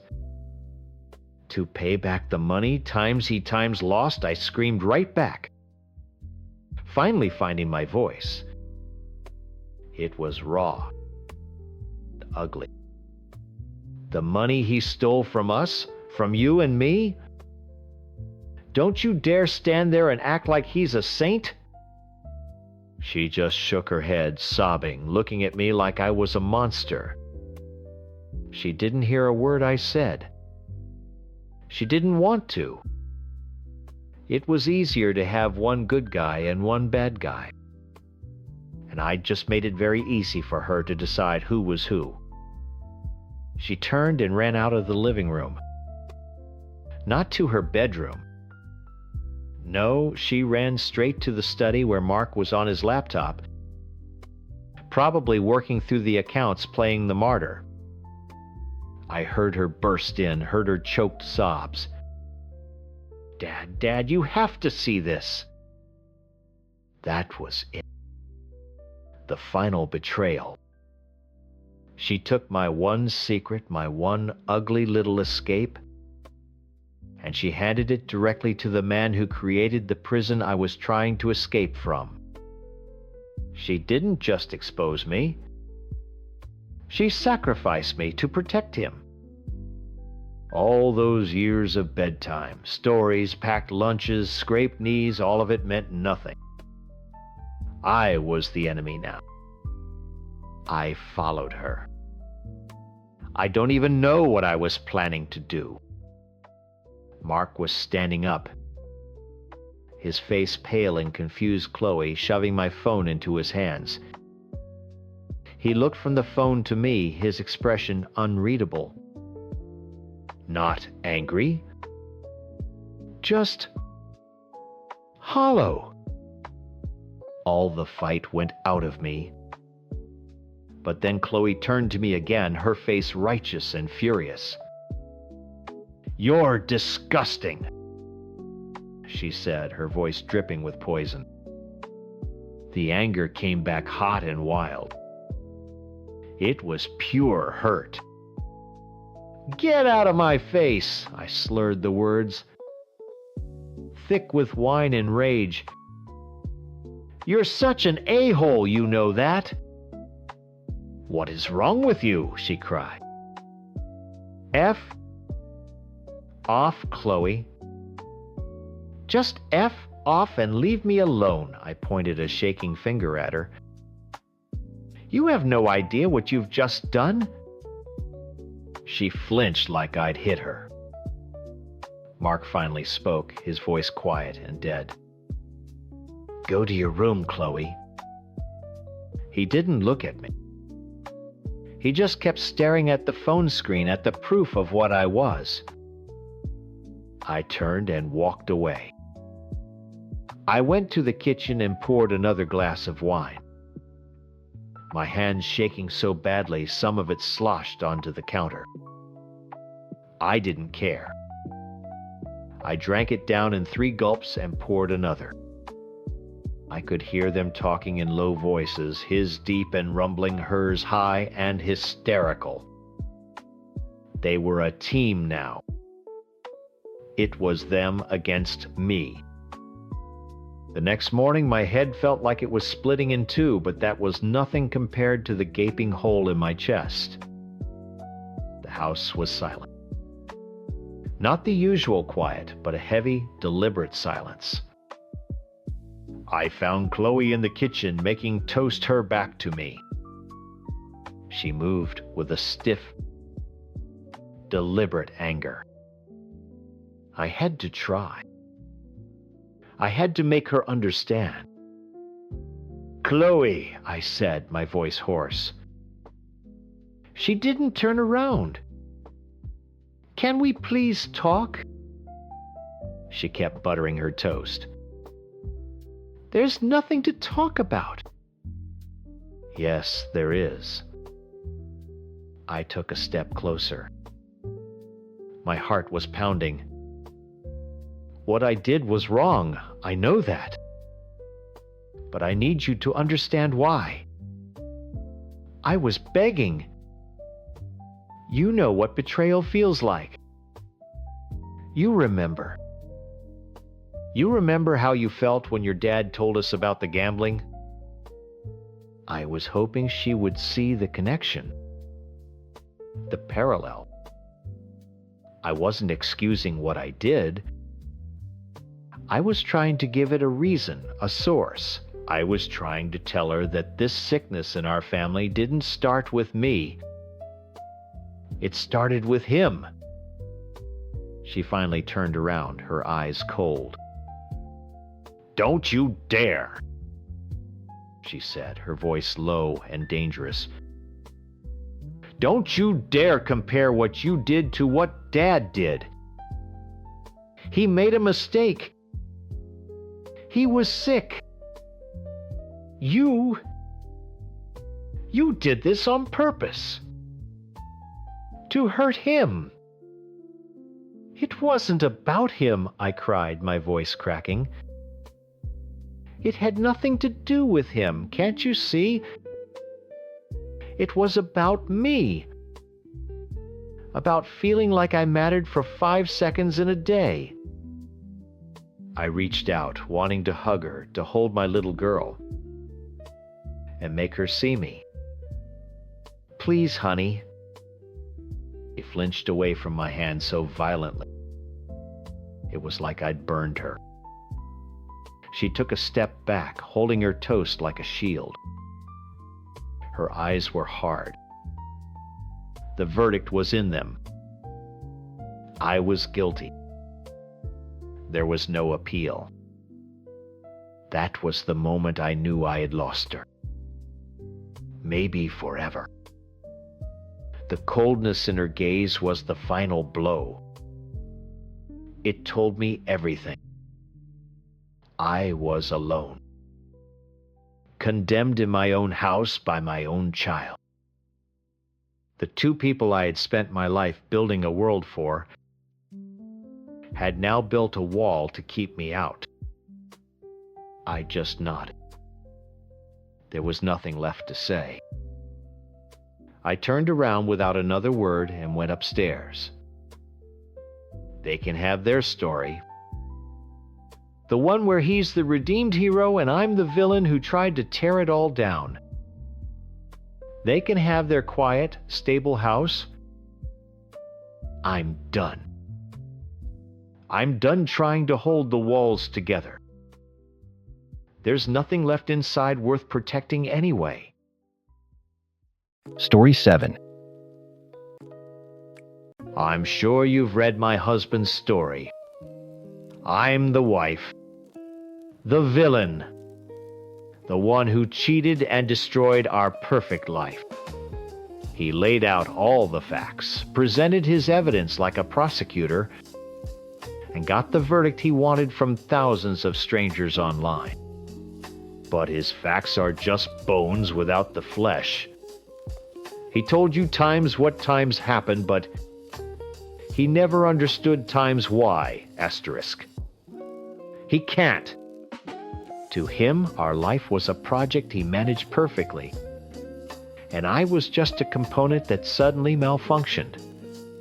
He would tell you we had it all, and on paper we did. We met in college, and I got pregnant at 22. It wasn't planned, but he was always a planner. So we made a new plan. We got married when I was 23. He got a great job. And we had our son. A few years later, our daughter. He bought a beautiful house in a good school district. He managed the finances. Everything was perfect. He built this perfect little world, and I was his perfect little wife, the final piece he slotted into place. But have you ever looked at a beautiful painting in a museum? It's perfect, but it's trapped in a frame. It can't move. It can't change. It can only be what it was made to be. For 7 years, that was me. I stopped being Sue. I was mom to my kids and wife to my husband.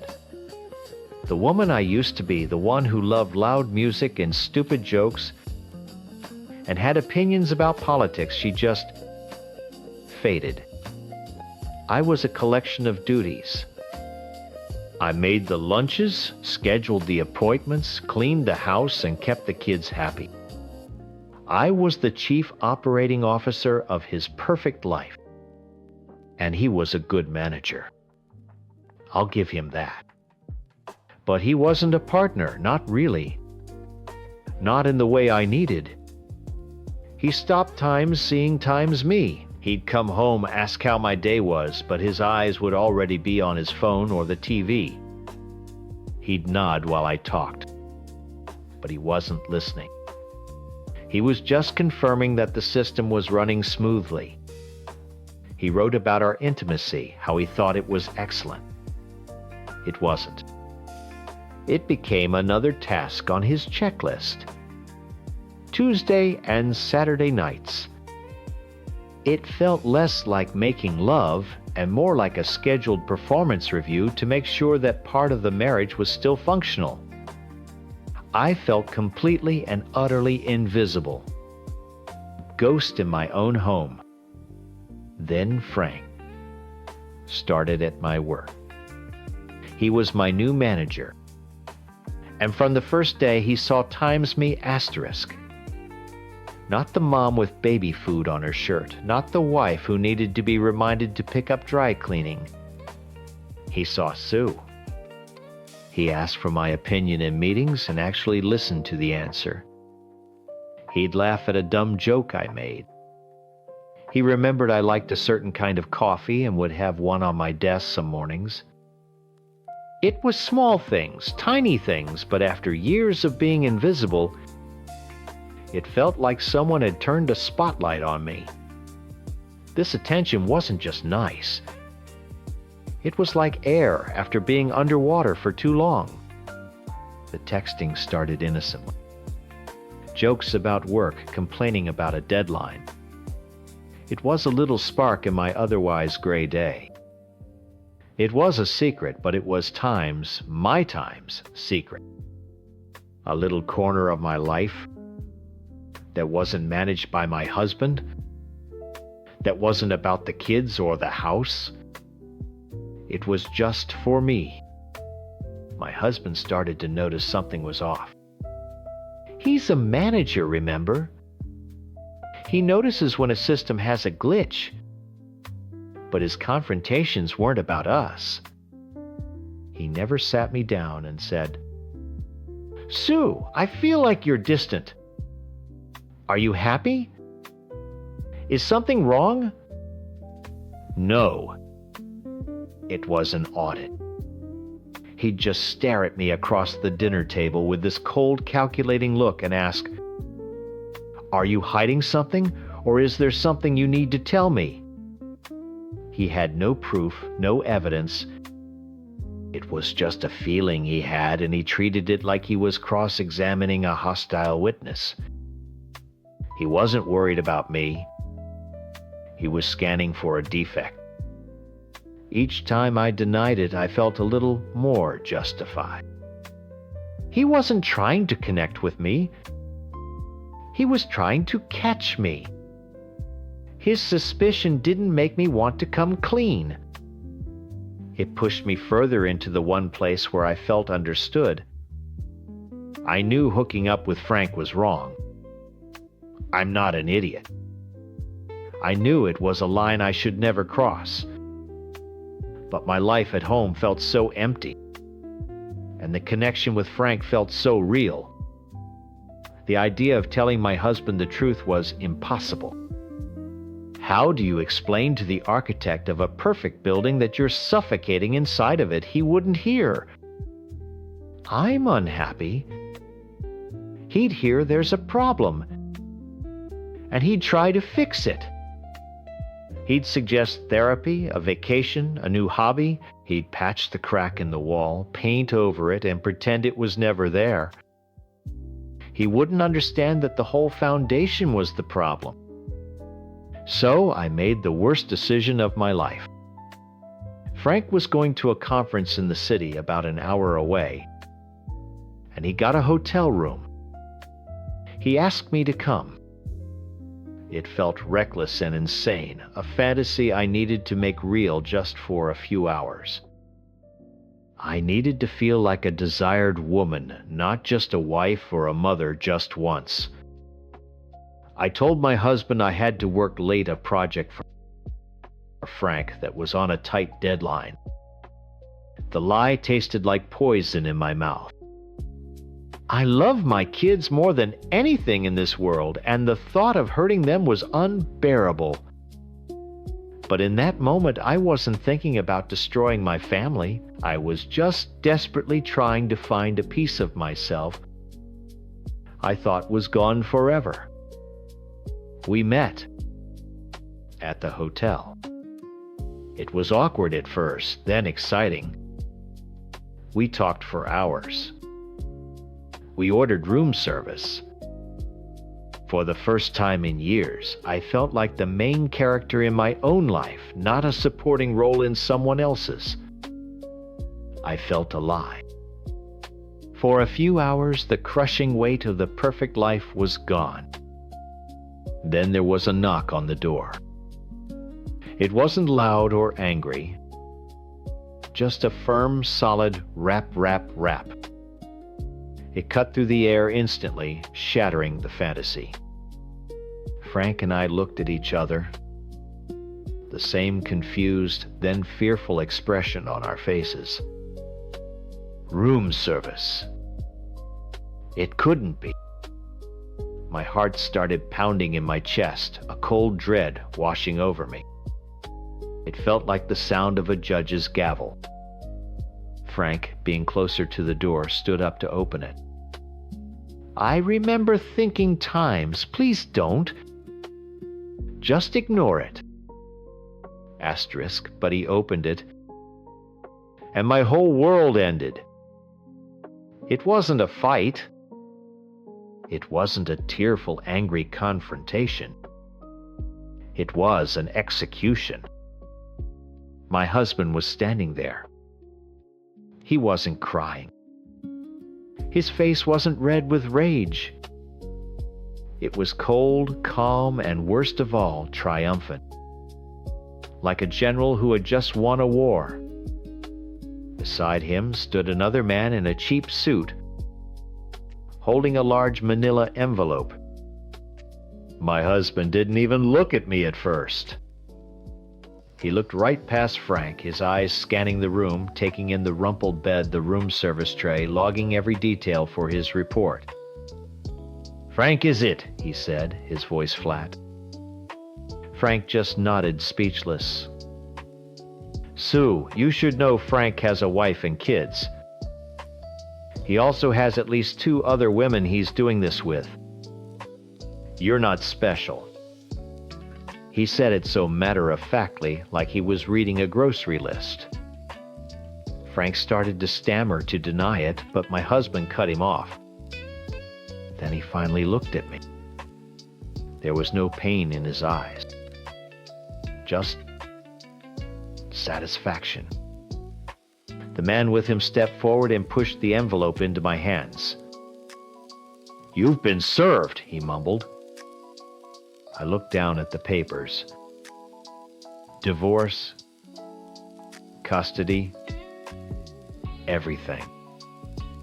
My brain just short-circuited. This wasn't a heartbroken man lashing out. This was a plan. A cold, calculated, meticulously engineered trap. He had rented the room across the hall. He had hired a person to serve me. He had been spying on me, waiting for the perfect moment not to save our marriage, but to obliterate me in the most humiliating way possible. He hadn't come to fight for us. He came to win. You're single now, he said to me, his lip curling into a small, cruel smile. Have a nice life. And then he turned and walked away. The door clicked shut, leaving me and Frank in a silence that was louder than a bomb. A sound started building in my chest, a primal noise of pure agony, and it came out as a scream. I'm sure he heard it. He wrote later that he took solace in it. That scream wasn't for the affair being discovered. It was the sound of my soul being ripped out. It was the sound of realizing the man I had built a life with, the father of my children, had just enjoyed destroying me. I don't remember leaving the hotel. The next few days are a blur of shame, and a silence so complete it was a physical weight. He had already moved his things out of our house. He blocked my number. When my parents called him, pleading with him to at least speak to me about the kids, he hung up on them. He enacted a strict no-contact policy. He wasn't just leaving me. He was erasing me. I was left alone in the perfect house he'd built, now a mausoleum surrounded by the wreckage he'd orchestrated. I couldn't eat. I couldn't sleep. I just replayed that moment at the door over and over. His triumphant face. The satisfaction in his eyes. It wasn't the affair that broke me. It was him. It was the realization that he didn't see me as his wife or the mother of his children. I was a faulty part in his perfect machine, and he was simply discarding me with cold efficiency. The affair was my mistake, my terrible, life-ruining mistake. But his reaction, his cruelty, was his choice. About a week later, my mom called me crying. "Sue, you can't look. Please promise me you won't look." She told me he was writing about it online, posting the whole story for strangers to read. I didn't listen. I had to see. And there it was. My worst, most shameful moment, written out like a heroic epic with him as the stoic hero and me as the cartoon villain. He detailed his suspicions, his investigation, the confrontation at the hotel. He twisted every detail to make himself look like a strategic genius, and me like a pathetic monster. He didn't mention the 7 years of loneliness. He didn't mention the audits or the invisibility. He just presented the facts. And the comments. Thousands of them. People cheering him on. Calling him a king. A legend. They celebrated his cruelty. They laughed at my humiliation. They posted memes. They turned the utter destruction of my life, the pain of my children's family being torn apart, into entertainment. My private hell had become a viral spectacle. That was the moment I broke. It wasn't just the affair or the divorce or even his coldness. It was seeing my complete annihilation framed as his victory. It was realizing he had not only trapped me and executed me, but he had mounted my head on a pike for the whole world to see and applaud. The abyss I was in suddenly felt bottomless. There was no way out. The shame was everywhere. I couldn't escape it. He had engineered it that way. My suicide attempt wasn't a cry for attention. I don't think I even wanted his attention anymore. It was a genuine belief that my life was over, that I had nothing left to offer my children but a legacy of shame. It was a desperate final attempt to make the pain stop. I wanted to escape the character he had written for me in his story. I woke up in a hospital. And in the quiet of that sterile room, after the fog cleared, I realized something. He won. He got exactly what he wanted. He got to be the perfect victim, the perfect hero, and he got to burn my life to the ground to prove it. I made a terrible mistake with Frank, one I will regret for the rest of my life. I own that. I broke our vows and I hurt the one person I was supposed to protect. But my story isn't just about an affair. It's about what happens when a perfect life becomes a perfect cage. And the person who built it cares more about the cage than the person living inside it. Story 8. Everyone thinks my husband is a saint. I'm sure that's what he's telling people now. He's the good man, the stable provider, the one who took in a single mom and her 2 boys when we had nothing. And I was grateful, I really was. But living on gratitude alone is like trying to stay warm by a picture of a fire. It looks nice, but you're still freezing. When I married him, I didn't just move into a house. I moved into a life that was already perfectly preserved under glass. His first wife, the mother of his 2 daughters, was everywhere. Her pictures were on the mantel, her books were on the shelves, her favorite coffee mug was still in the cupboard. I felt like a ghost haunting someone else's home. His daughters, who were almost adults, were perfectly nice to me. They called me by my first name and treated me like a cool older sister they had to hang out with on holidays. They never once called me a stepmom. I was an addition, a new piece of furniture he'd brought in, but I never felt like family. I was just there. He's a kind man, I won't deny that. But his kindness feels like a form of control. It's quiet. It's steady, and it never ever gets loud. He wanted to adopt my sons. He presented it like this amazing gift, this final step in making us a real family. But all I could hear was him trying to erase their past. Erase their father. Erase the part of me that existed before I met him. My boys have a father. He wasn't perfect. Far from it, but he's a part of them. My husband wanting to stamp his own name over, that felt less like love and more like a hostile takeover.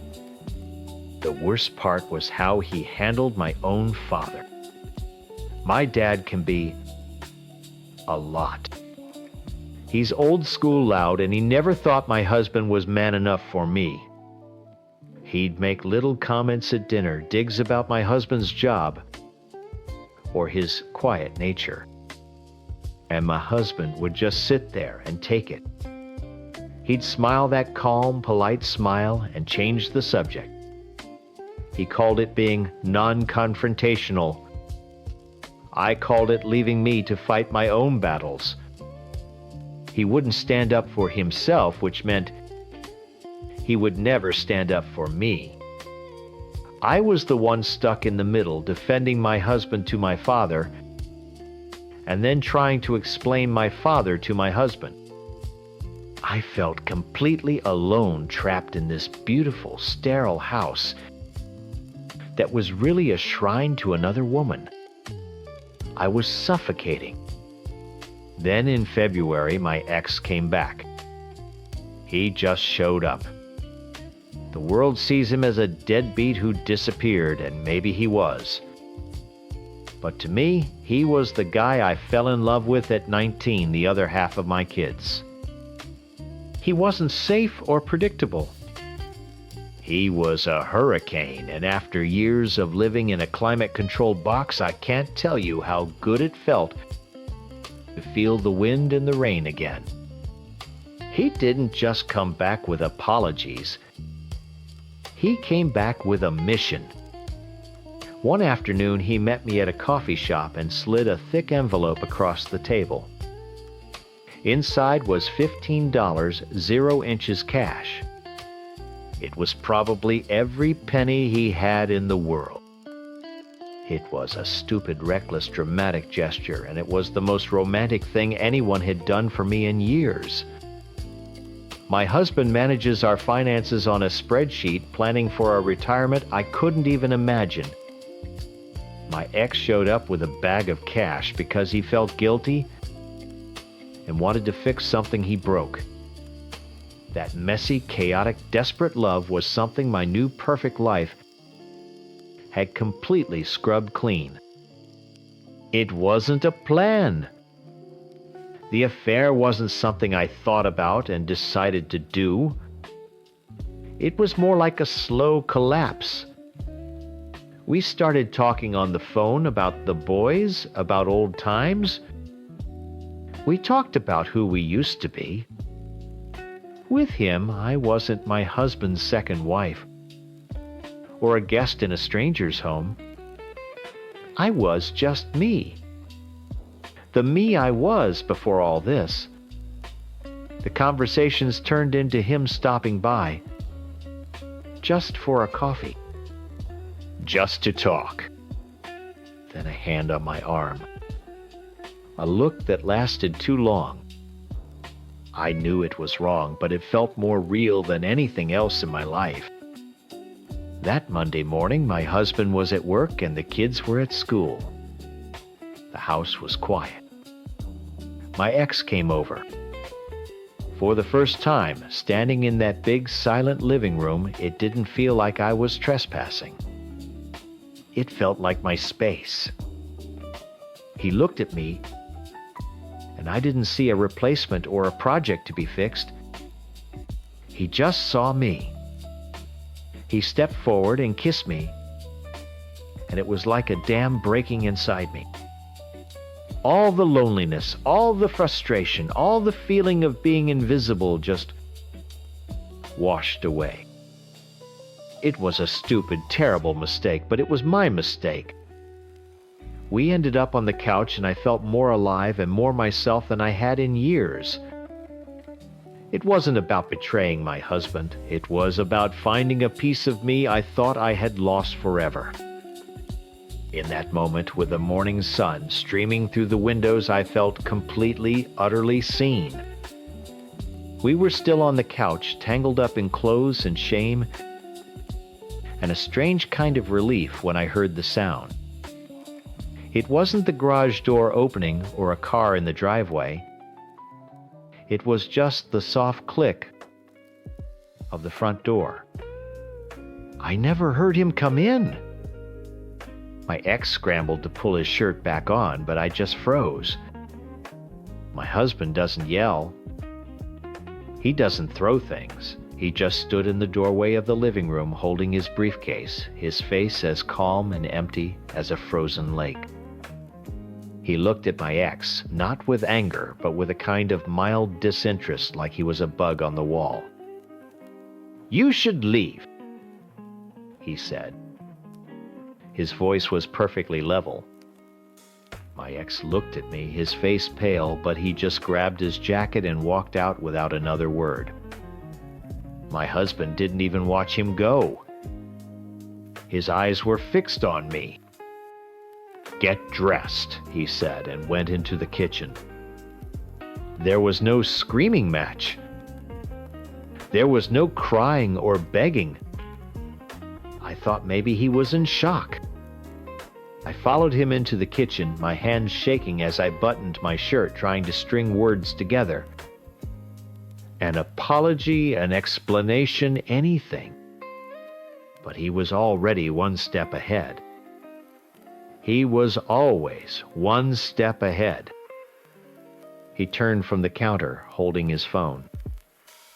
"I was suspicious," he said, as if he were discussing a dip in the stock market. "Your phone calls, your moods. So I took precautions." He tapped the screen and set the phone on the kitchen island angled toward me. And I saw it. I saw our living room filmed from a weird angle up by the ceiling. I saw my ex walk in. I saw us talk. I saw him kiss me. I saw everything that had happened on the couch, all of it playing out in grainy, silent video. A tiny camera hidden on top of the entertainment center. He had been watching me. The feeling of being a ghost in his house was wrong. I wasn't a ghost. I was a specimen under a microscope. I felt sick. It wasn't just the shame of being caught. It was the horror of being spied on. He wasn't a hurt husband. He was an intelligence officer who had just confirmed his target was a traitor. Our prenup is very clear about infidelity, he said, putting the phone back in his pocket. You get nothing. I just stared at him, my mind reeling. The betrayal of the affair felt small compared to the cold, calculated betrayal of that camera. He hadn't been loving me. He'd been monitoring me. Then he delivered the final killing blow. I thought your father should know what kind of situation this is, he said calmly, so he doesn't get any wrong ideas about who is at fault. I sent him a copy. The air left my lungs. I think I actually stumbled back against the counter. He didn't just tell my father. He times sent him the video asterisk. The one person on this earth who I thought would always be in my corner, my loud, protective, difficult dad. My husband had taken my lowest moment, the worst thing I had ever done, and mailed it to him like a piece of evidence. He knew my dad was my weakness and my strength, and he used my shame to break him, to finally win the silent war he'd been fighting with him. He didn't just want to divorce me. He wanted to leave me utterly, completely alone. The meeting a few days later wasn't a conversation. It was a sentencing hearing. We sat at the big dining room table he'd shared with his first wife. My husband sat at one end looking like a judge. I sat on one side. And my father sat next to me, looking older and smaller than I had ever seen him. He wouldn't even look at me. My husband placed a small digital recorder on the table and pressed the red button. For the record, he began. He laid out the terms of my surrender. The prenup would be enforced. I would leave the house. He was filing for divorce immediately. Then came the part about my boys. He said with that same calm, reasonable voice that he wanted to do what was best for them. He would not contest me, having primary custody, of course. In fact, he would continue to pay for their private school and all their expenses as long as I agreed to the terms. He was positioning himself as the hero, the benevolent man stepping up to care for the children of the woman who destroyed their family. My father just sat there, broken. The loud, boisterous man who criticized my husband for being weak was completely silent. He had seen the video. He had been defeated. My husband didn't just win against me. He won against him too. I was a pawn they had both been playing with, and I had just been swept off the board. I left that house with 2 suitcases and my sons. I'm staying with a friend for now. Everyone will hear his side of the story. They'll see the stable, kind man whose wife cheated on him in his own home. They'll see the saint who is still taking care of her kids. They won't see the tiny camera on the TV stand. They won't see the man who watched his wife like a prisoner, waiting for her to break. They won't see the coldness in his eyes when he used my shame like a weapon.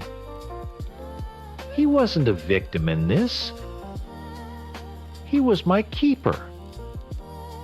And this whole thing, the affair, the discovery, the divorce, it wasn't a tragedy for him. It was just his way of making sure that even after I was finally out of his house, he still had me locked in a cage.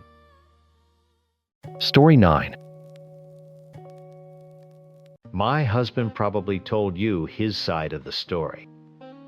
I'm sure he made me sound like a monster, a cold-hearted snake who blew up our perfect life for no reason. I get it.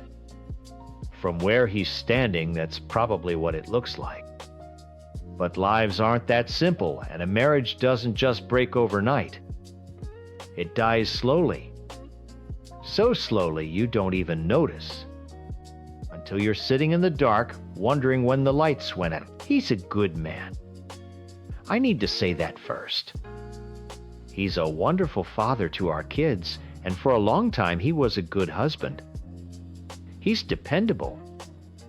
If the car makes a weird noise, he knows how to fix it. If the budget is tight, he figures out a plan. He's a rock. But nobody tells you that you can be incredibly lonely even when you're leaning against a rock. You can be dying of thirst while it's raining all around you. For years, I felt like I was disappearing. I wasn't a person anymore. I was a collection of jobs. I was mom, the chauffeur, the cook, the laundry machine, the scheduler. I was wife. The co-signer, the social planner, the other half of a team that ran a household. Our conversations became like business meetings. We'd sit down after the kids were in bed, and he'd pull out his phone to look at the calendar. Okay, soccer practice is Thursday. You have the PTA meeting on Tuesday. I'll need to work late on Wednesday. Did you pay the electric bill? It was all logistics. There was no times us, times anymore. There was just the project of our family. I'd try sometimes. I'd put on a dress he used to like and ask how I looked. He'd glance up from his laptop and say, "Looks good," without ever really seeing me. I stopped trying.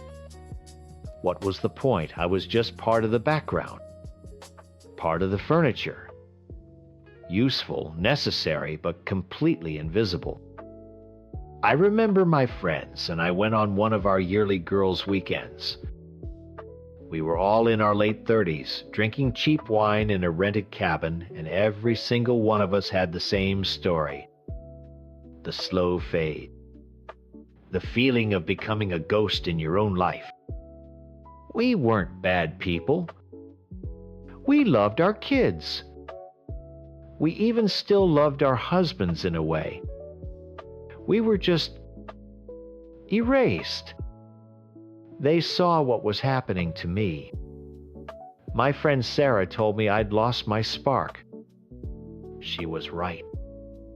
I was just a pilot light, barely flickering. Then I met Frank. It was nothing dramatic. He was a dad from my son's baseball team. We'd just make small talk on the sidelines. But then he started to actually talk to me. He'd ask about my day, and he wouldn't accept fine as an answer. He'd say, "No, really." "How was it?" And he would listen. He remembered that I hated cilantro and that my favorite author was Stephen King. Tiny, stupid things that my husband had forgotten years ago.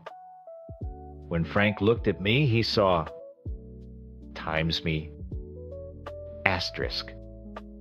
Sue. Not the mom, not the wife. Just me. He thought I was funny. He told me I had a beautiful smile.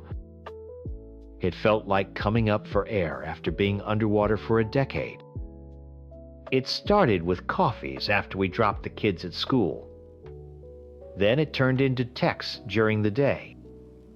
Harmless stuff mostly. Jokes, links to articles, just connection. My friends knew. I told them everything. They were happy for me. I know how that sounds, but you have to understand. They saw it as me finding a little piece of myself again. "You deserve to feel good," Sarah said. "It's just a little fun. It's your secret." I believed her.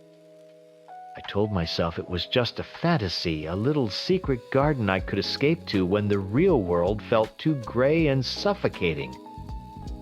I never ever wanted to leave my husband or break up my family. I just wanted to feel alive. I thought I could keep these two worlds separate.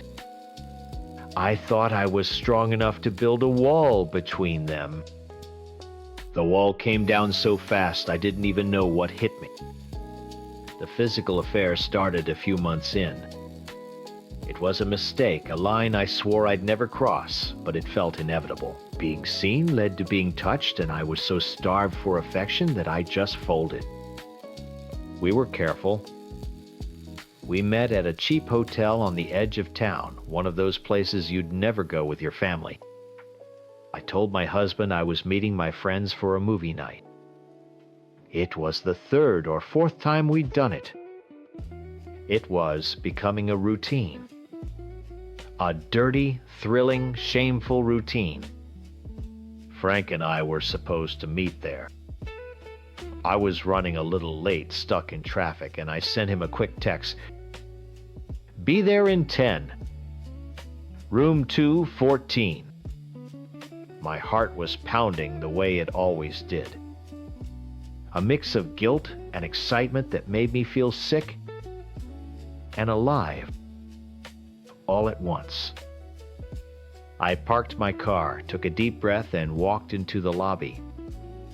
I felt a buzz from my phone and pulled it out. It was a text from my husband. My blood went cold. Funny. I'm here too. My company just booked me a room for the conference tomorrow. Small world. I'm in room 212.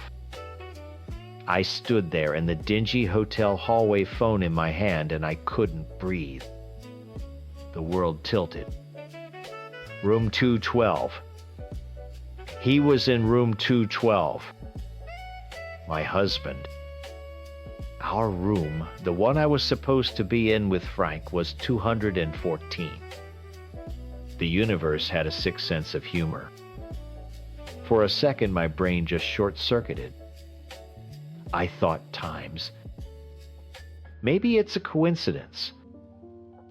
A crazy, impossible coincidence. Asterisk. Then the door to room 212 opened. It was him. My husband. He wasn't yelling. He wasn't crying. His face was just blank. It was a terrifying, cold emptiness I had never seen before. He looked right through me like I was a ghost. Then his eyes flicked to the door of room 214, which had just opened. Frank stepped out, looking confused. He saw my husband, then he saw me, and the color drained from his face. My husband didn't say a word to him. He just looked at me. Get your things, he said. His voice was flat. Dead. The kids are with my parents. We're done. He turned and walked back into his room, shutting the door with a soft click that sounded louder than a gunshot. The sound echoed in the hallway. I couldn't move. My legs wouldn't work. Frank looked at me, this man who had told me I was the most alive person he'd ever met. He didn't say, I'm so sorry. He didn't say, we'll figure this out. He just turned, walked past me down the hall without a single word, and disappeared around the corner. The man who had made me feel seen couldn't even look at me as he left me in the rubble of my own life. That's when I broke. The double abandonment, the cold fury of my husband, and the silent cowardice of my lover, it was too much. The floor came up to meet me. The world became a blur of ugly carpet patterns and the smell of stale cigarette smoke. The weight of what I had done, the family I had shattered, for a fantasy that wasn't even real, it crushed me. I don't remember much after that. I remember muffled voices. The feeling of being lifted, waking up in a hospital bed felt like a cruel joke. I had tried to escape a life that felt like a prison, and I'd ended up in a real one, locked inside my own head with nothing but my guilt. The doctors said I'd had a complete psychological breakdown. They gave it a fancy name, but all it meant was that my soul had given up. A few days later, a nurse told me my husband was coming to visit. Hope is a terrible, stupid thing. A tiny spark lit up in the darkness. Asterisk. Maybe he wants to understand. Maybe he sees how broken I am. Maybe we can fix this. Asterisk. They had me on medication that made everything feel fuzzy, but I tried to pull myself together. I rehearsed what I would say. I'd explain the loneliness, the invisibility. I'd tell him I never stopped loving him. They wheeled me in my chair into a small, sterile family conference room. He was there, sitting at a table with his father. He looked tired. He looked 10 years older. The moment I saw his face, all my prepared speeches, all my rational explanations, they just vanished.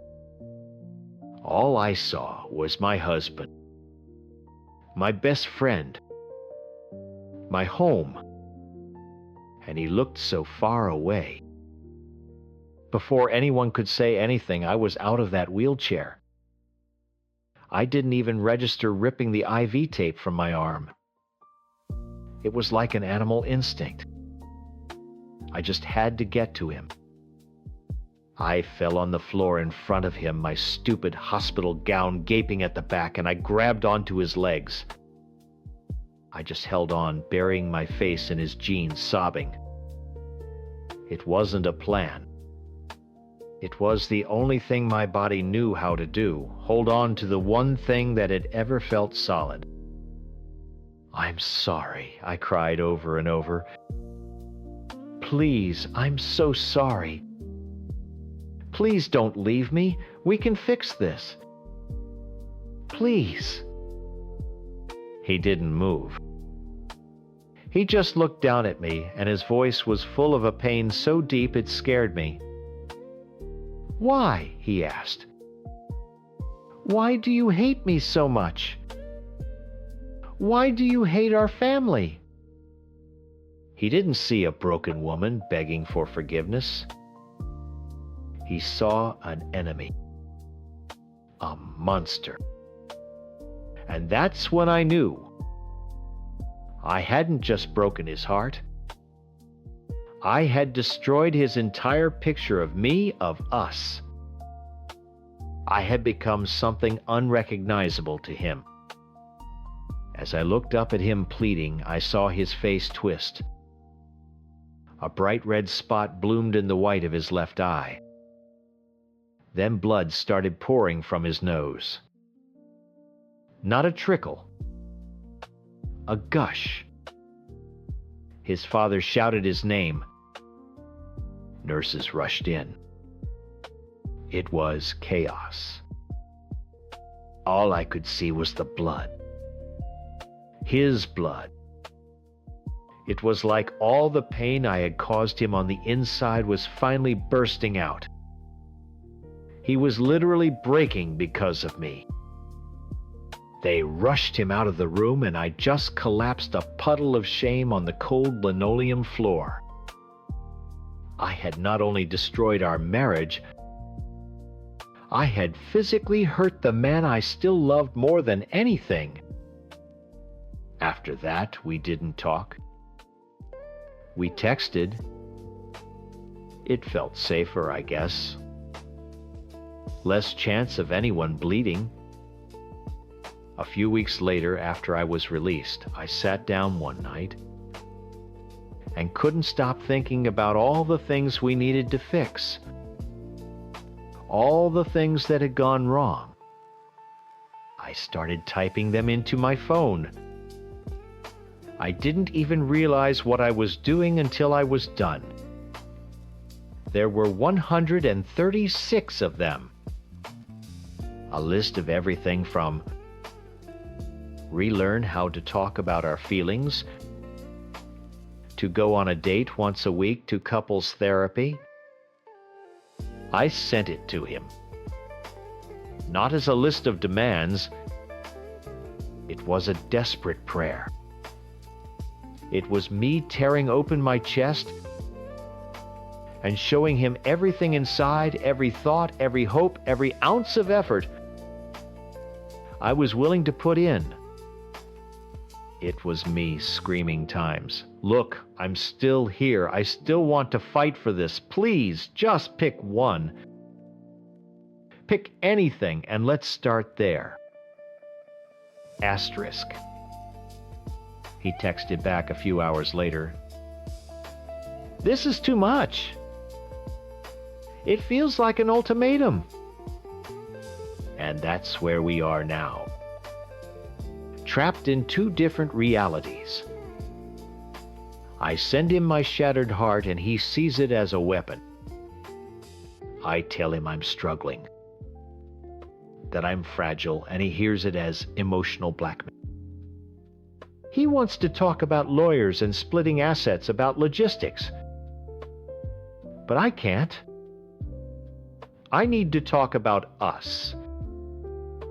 Because if we can't even agree on the language of our own pain, then there really will be nothing left to say. Story Teen. I know what he's telling everyone. I'm the monster. I'm the fiancé who cheated on the sweet, depressed guy who only ever wanted to love me. It's a simple story, and it makes me the perfect villain. But the truth is, our story was never simple. It was a mess from the very beginning. When I met him, it felt like finding the other half of a shipwreck. I was running from a man who had controlled my every word, my every friendship, my every dollar for years. I was a ghost. My ex had hollowed me out, and I was just trying to remember what it felt like to be a real person. He, my fiancé, was reeling from his own kind of loss, a deep sadness that clung to him like a wet coat. We didn't fall in love. We found each other in the dark and held on because we were both terrified of being alone.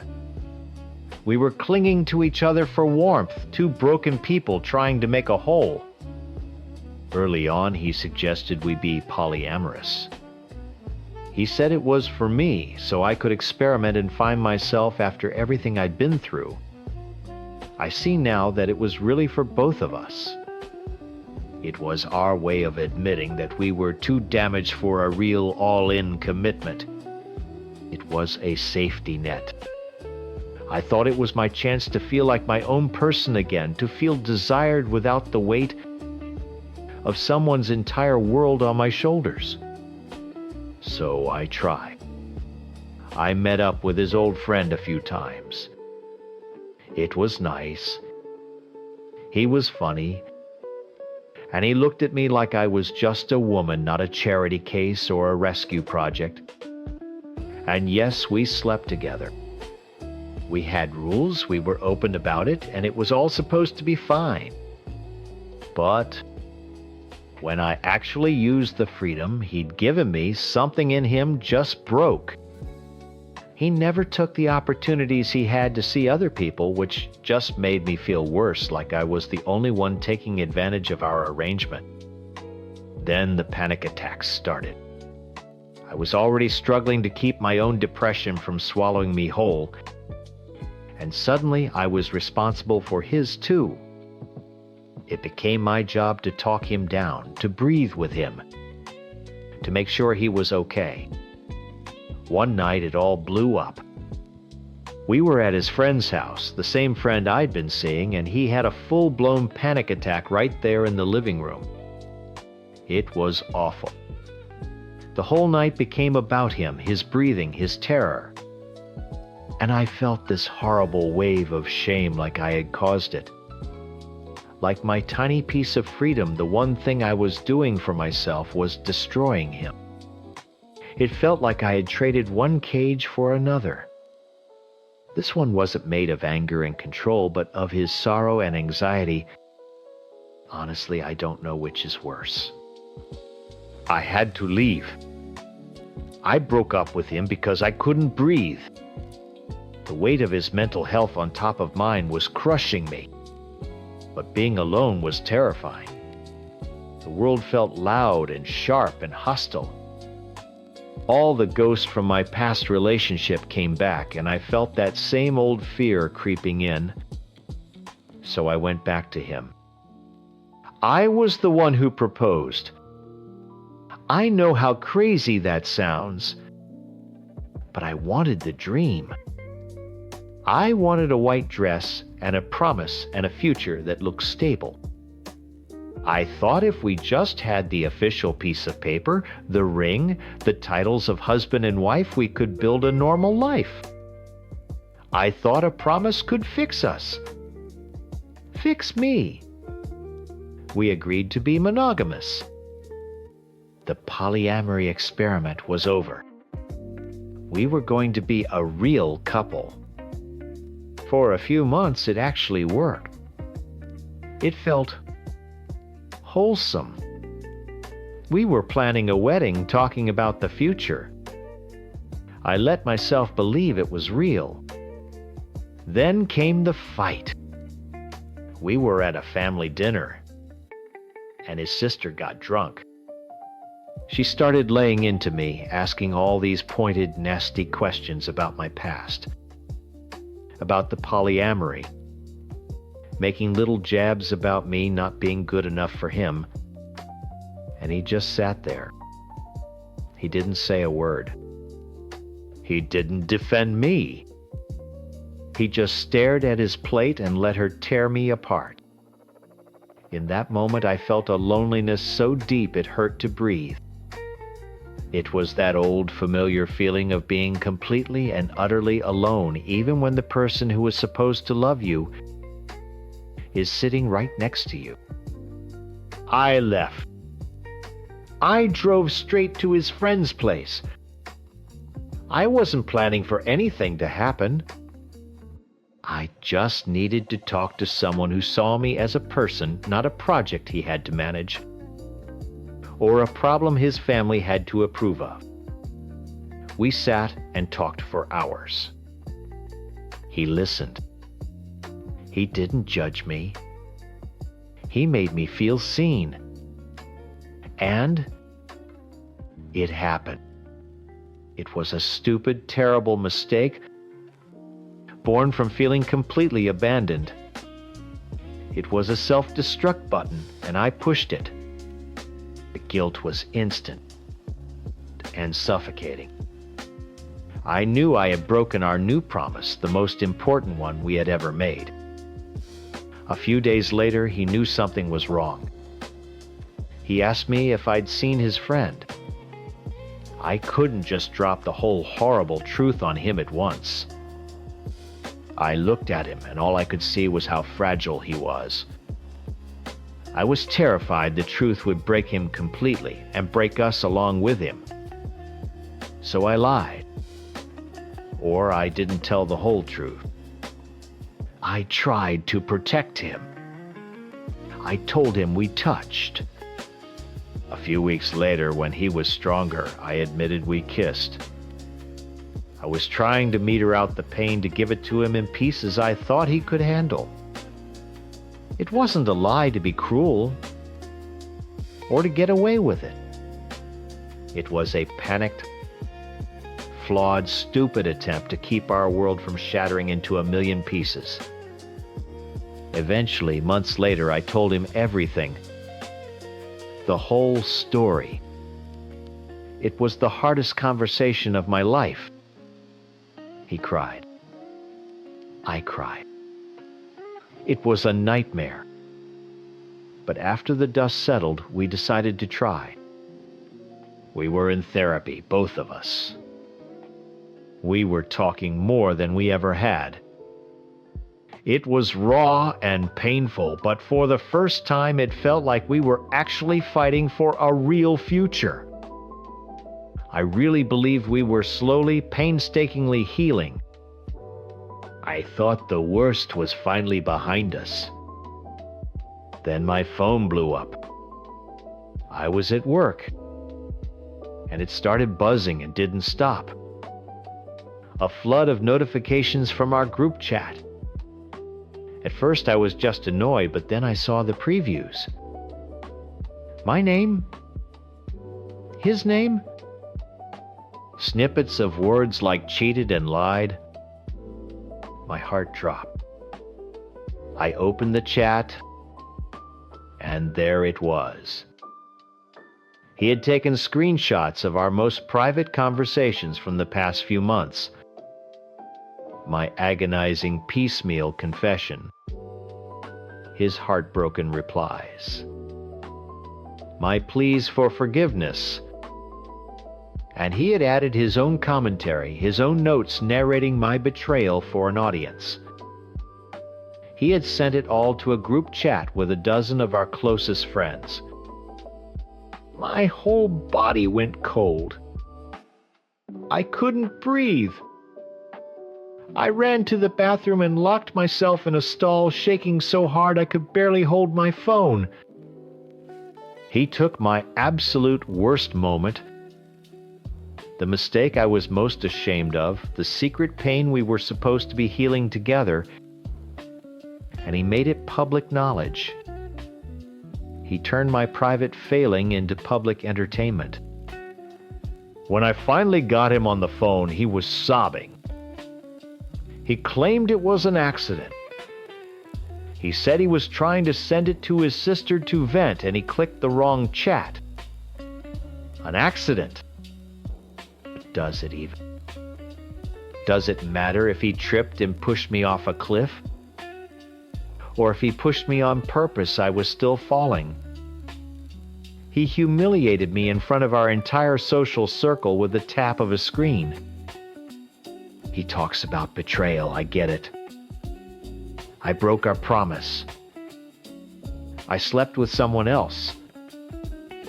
I betrayed our engagement with one person in a moment of utter weakness and loneliness, but I confessed it to him privately. I was willing to do the ugly, painful work of fixing what I had broken. What he did was different. He betrayed my entire existence. He took my trust in our shared history and detonated it in a public square for everyone to see. He held up my shame like a trophy.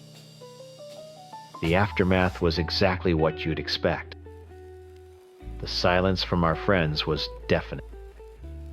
The few who did reach out sent me these cautious, pitying messages, asking if I was okay, but not really wanting to hear it. They had already picked a side. How could they not? He had the receipts. He had screenshots. He had curated a perfect narrative where he was the sympathetic victim and I was the cold, calculating monster. He handed them a simple story and they took it. I was radioactive. People we'd known for years looked at me with different eyes. I wasn't a person anymore. I was a cautionary tale. We tried to talk. I went over to our apartment to get my things, and he was just broken. He kept saying he was sorry that he never meant for it to happen. But in the next breath, he'd accuse me of not understanding his pain. He wanted me to comfort him for the public humiliation that he had caused. He couldn't see past his own hurt to understand what he had done to me. He exposed me, and then he demanded I help him clean up the mess. It's not even over. He still won't let it go. He's been contacting the friend I slept with, demanding the truth. He's asking for details, a timeline, as if my own gut-wrenching confession wasn't good enough. It's not about truth anymore. It's about control. He's gathering more evidence, looking for more details to paint me as an even bigger villain. He can't accept my version where I was a flawed, broken person who made a terrible mistake. He needs the version where I'm purely evil, because that makes him purely good. It makes him the hero of the story. I left an abuser who controlled my life with anger and threats. I thought I had escaped that. I thought I'd found someone gentle, someone who understood pain. But I just ended up with someone who uses his pain as a weapon. He found a different way to control me. Instead of telling me who I could see or what I could wear, he controlled how everyone saw me. He took my worst mistake and used it to brand me, to isolate me, to make sure I'd be alone again. He knew my deepest fear was not being safe, of having my life exposed and picked apart. And that's exactly what he did. He made sure that even if I left him, I'd be leaving with nothing and no one. So yes, I cheated. I own that. It was wrong, and I will carry the shame of it for a long, long time. But his betrayal was worse. I broke a promise between two people. He broke a person. And he did it in front of everyone we knew. Story 11. I know what people think of me. I'm the ex-girlfriend from his story. The rich girl who couldn't handle a joke, who chose her spoiled family over the brilliant, struggling artist. I've seen the comments online. I've heard the whispers. It's a simple story, and I'm the perfect villain for it. But it wasn't simple. It was the slow, painful death of something I thought was real. When I met him, my life felt like it was finally in color. I work in marketing, a job my parents were proud of. My friends were all getting engaged to guys who worked in finance or were finishing up law school. Everything was stable and predictable and beige. Then he came along. He was electric. He could walk into a room and just own it with a few words. He was funny, of course, but he was also smart and passionate, and saw the world in a way I never had. He made me feel like I was seeing it that way too. But our lives were like two different languages, and I was the only one trying to be the translator. When my colleagues at work would ask about my boyfriend, I'd get this knot in my stomach. He's a writer and a performer, I'd say, which was true. But it felt like a lie of omission. I was sanding down the edges of his life to make it fit into the neat little boxes of mine. I didn't say. He works a bar job 3 nights a week to pay rent on his tiny apartment, and spends every other waking moment trying to make strangers laugh so he doesn't have to. I was ashamed of myself for doing it, for caring what a bunch of people in business casual thought. But I was also terrified of their judgment, of that polite but condescending little smile they'd give me. He felt the gap between our worlds too, but for him it wasn't a gap. It was a canyon he stood on one side of, yelling across at me. It came out in little ways. A comment about the absurd price of a bottle of wine my dad brought to dinner. A jab about how I'd never had to worry about a car breaking down. He called it his inferiority complex, but it felt more like resentment. It was a quiet poison that seeped into our relationship. I tried so hard to prove it didn't matter. I paid for dates. I never bragged about trips. I tried to make myself smaller so he could feel bigger. That's why I insisted my sister come to his big show. My little sister Chloe is a lot. She's 21 inches, that sorority bubble where the world revolves around formals and brunch. She's been given everything, and she doesn't always see past the end of her own nose. But she's my sister, and I love her. When I told him I was bringing her and a few of her friends, he got this look on his face. He said he was concerned they'd be disruptive. But what I heard was, I don't want your kind of people in my world. I pushed back. I needed this. I needed to prove to him and maybe to myself that my two worlds could exist in the same room. I imagined Chloe laughing, finally getting what I saw in him, seeing the brilliant man I loved, instead of the guy with no 401k. I thought if they could just see him on that stage, they'd understand. I was so desperate to build a bridge over that canyon. I had no idea he was about to blow it up with dynamite. The night of the show, I felt like I was going to be sick. The club was packed. This was a huge deal for him, a showcase that could lead to bigger things. Chloe and her friends showed up late already, a little drunk and loud. During the opening act, they started whispering about the comedian's outfit. I felt a hot wave of shame wash over me. I shushed them, but it was like trying to herd cats. He was standing in the wings and he shot me a look. It wasn't an angry look. It was worse. It was a look that said, "I told you so." Then it was his turn. He walked on stage, and for the first 10 minutes, he was magic. The crowd was roaring. I felt my shoulders relax. I looked over at Chloe, and she was actually laughing. For a second, I let myself believe it was going to be okay. Then he started a new bit.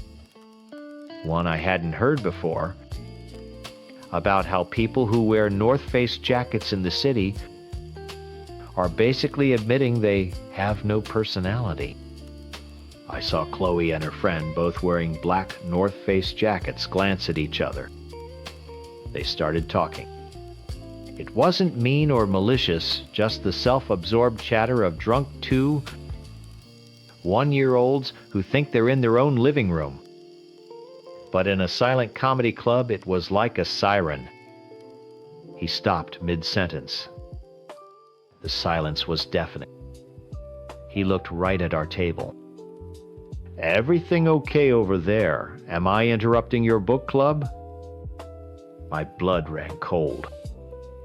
The spotlight wasn't on him anymore. It felt like it was on me. He looked at me, a flicker in his eyes, waiting for me to handle it. He wanted me to be his bouncer. But what was I supposed to do? Stand up and scream at my own sister in a room full of people, drag her out by her hair? I just froze, trapped between my loyalty to him and my loyalty to my family. And then Chloe, in a moment of drunken stupidity, slurred something back at him. I couldn't hear it clearly, but I heard the words, "Your mom!" His entire demeanor changed. The charming comedian vanished, and someone cold and cruel took his place. "Oh, we're talking about moms now," he said into the mic. He pointed at Chloe. "You see this. This is what happens when your dad pays your rent for so long, you forget how to act in public. This is a petulant rich girl in her natural habitat." The words hit me like a slap. Asterisk, rich girl, asterisk. It was the same venom he'd use in private, but now he was putting it on display for everyone. He wasn't just shutting down a heckler. He was attacking my family. He was attacking me. The crowd was eating it up. He paused for effect, letting the laughter build. Then he leaned into the mic and delivered the killing blow. "Ladies and gentlemen, give it up for Cunt Drunkula." The room exploded. It was the biggest laugh of the night. People were howling, slapping their knees. And I just sat there, my heart pounding in my ears, watching the man I loved use the ugliest word he could think of to humiliate my sister for sport. They weren't just laughing at her.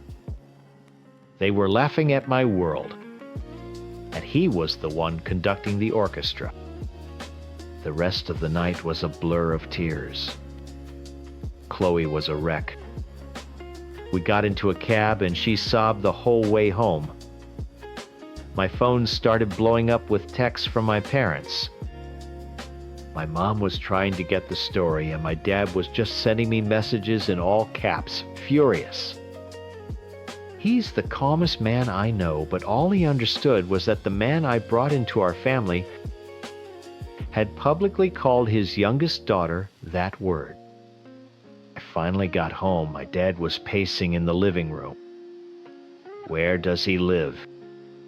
he asked, his voice dangerously low. I tried to calm him down to tell him I would handle it, but he wasn't listening. He just kept saying, "A man doesn't do that. A man doesn't ever do that." I begged him not to go, not to make it worse, but he just grabbed his car keys and walked out the door. A half hour later, my phone rang. It was him. He wasn't yelling. He just sounded scared. "Sarah?" he said, his voice tight. "Your dad is at my apartment." I dropped the phone and grabbed my keys, my hands shaking so hard I could barely get them in the ignition. My dad, the man who mediates business disputes worth millions without raising his voice, was at my comedian boyfriend's rundown apartment in a bad part of town. This wasn't just a fight anymore. This was a collision. The whole drive over, I kept picturing it. My dad in his perfectly tailored suit standing in that tiny living room with the second-hand couch and the poster held up with thumbtacks. The two men who represented the two halves of my life, ready to tear each other apart. When I got there, the door was open a crack. I pushed it open and the scene was exactly as I'd imagined, only worse. My dad wasn't yelling. He was just standing there radiating a kind of cold, quiet anger that was so much scarier than shouting. He looked at my boyfriend, who was backed up against his own small kitchen counter, and said, "I don't care what she did. You don't get to use that word on my daughter. Not on my daughter. Not ever." He looked trapped, cornered. He saw me in the doorway and his eyes were wide with a mix of fear and anger. "Sarah, tell your dad to get out of my apartment." "Dad, please," I begged, my voice cracking. "Let's just go. This isn't helping." My dad didn't even look at me. He kept his eyes locked on him. "You're going to apologize to her. Face to face." She heckled me during the most important set of my life. He shot back, his voice finally rising. "What was I supposed to do?" "You were supposed to be a man, my dad," said the words, cutting through the air. "Not a coward who hides behind a microphone." I stepped between them then. I put my hand on my dad's chest. Dad, please. For me, let's go. We'll sort this out later. For a second, I thought he was going to refuse, but he looked down at me, saw the tears in my eyes, and something in him broke. He gave my boyfriend one last look of pure disgust and walked out. I followed him, not daring to look back. The next couple of days were hell. My dad insisted on a formal meeting, a sit-down. It sounded like a mob movie. I was still clinging to this tiny, stupid sliver of hope that we could fix it. I thought if he could just see how hurt Chloe was, if he could just say the right words, we could rewind. We could go back to before he called her that name. He agreed to the meeting, but his tone was all wrong. He framed it as a professional necessity. I can't have your dad thinking I'm some monster, he'd said. It's bad for my image. It was about him. It was always about him. We met at a neutral, sterile restaurant halfway between our two worlds. The four of us slid into a booth, and the silence was so heavy I could barely breathe. Chloe was sitting next to my dad, looking small, and she wouldn't make eye contact with anyone. My dad looked like he was ready for war. And my boyfriend, he looked like a kid who'd been called to the principal's office. After the waitress left, he cleared his throat and started. "Look, Chloe," he said, his eyes on the table. "I'm sorry your feelings got hurt." I felt my dad tense up next to me. He kept going. Asterisk. But times you can't just yell things at a comedian in the middle of a set. You interrupted my show. I have a right to defend my stage. He was putting the blame on her. I couldn't believe it. He was actually sitting here lecturing my humiliated 1-year-old sister about comedy club etiquette. My dad leaned forward. "We're not talking about your stage. We're talking about the word you used. Do you think that was appropriate?" "It's a comedy club, not a church," he snapped back. Words are just words. It got a laugh. It got a laugh. My dad repeated, his voice dangerously low. "You think that makes it okay? You humiliated her for a laugh." He looked at me then, his eyes pleading. He was looking for his backup, for the translator, for the bridge. He expected me to jump in and defend his art, his process, his world. But I wasn't looking at him. I was looking at my sister, who had started to quietly cry. I was looking at my dad, who was defending our family. And in that moment, the choice wasn't even a choice. I turned to him, and my voice was quiet, but it felt like the loudest sound in the world. "Yeah," I said, "you didn't have to be that rude." The look on his face was like I'd stabbed him. Betrayal. He just stared at me as I put my arm around my sister. The bridge wasn't just burned. It was gone. There was nothing left but that canyon between us. We went back to his apartment. We both knew it was over.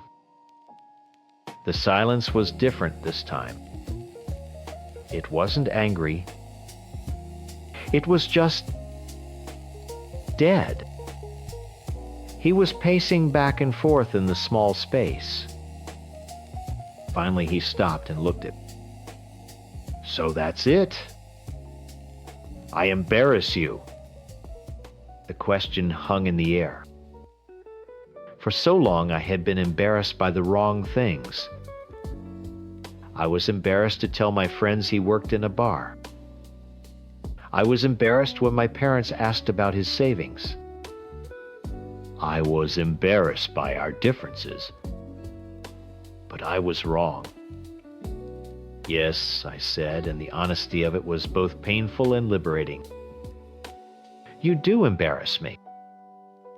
But not for the reasons you think. I was never embarrassed by your job or your apartment, or that you don't have a trust fund. I was proud of you. I was proud of how hard you worked for this. I took a breath. I'm embarrassed by your bitterness. I'm embarrassed that you look at me and my family and you don't see people. You just see a stereotype. You see petulant rich girls. You see a punching bag for your act. You used my sister's mistake to prove a point you've been trying to make our entire relationship. That you're better than us, more authentic, more real because you've struggled. He didn't say anything. He just stood there and I could see the walls going up. You think you made a choice on that stage between your career and some heckler? I finished, my voice shaking. But that's not what happened. You chose your resentment over me. And I can't live with that. I can't be the person you secretly hate.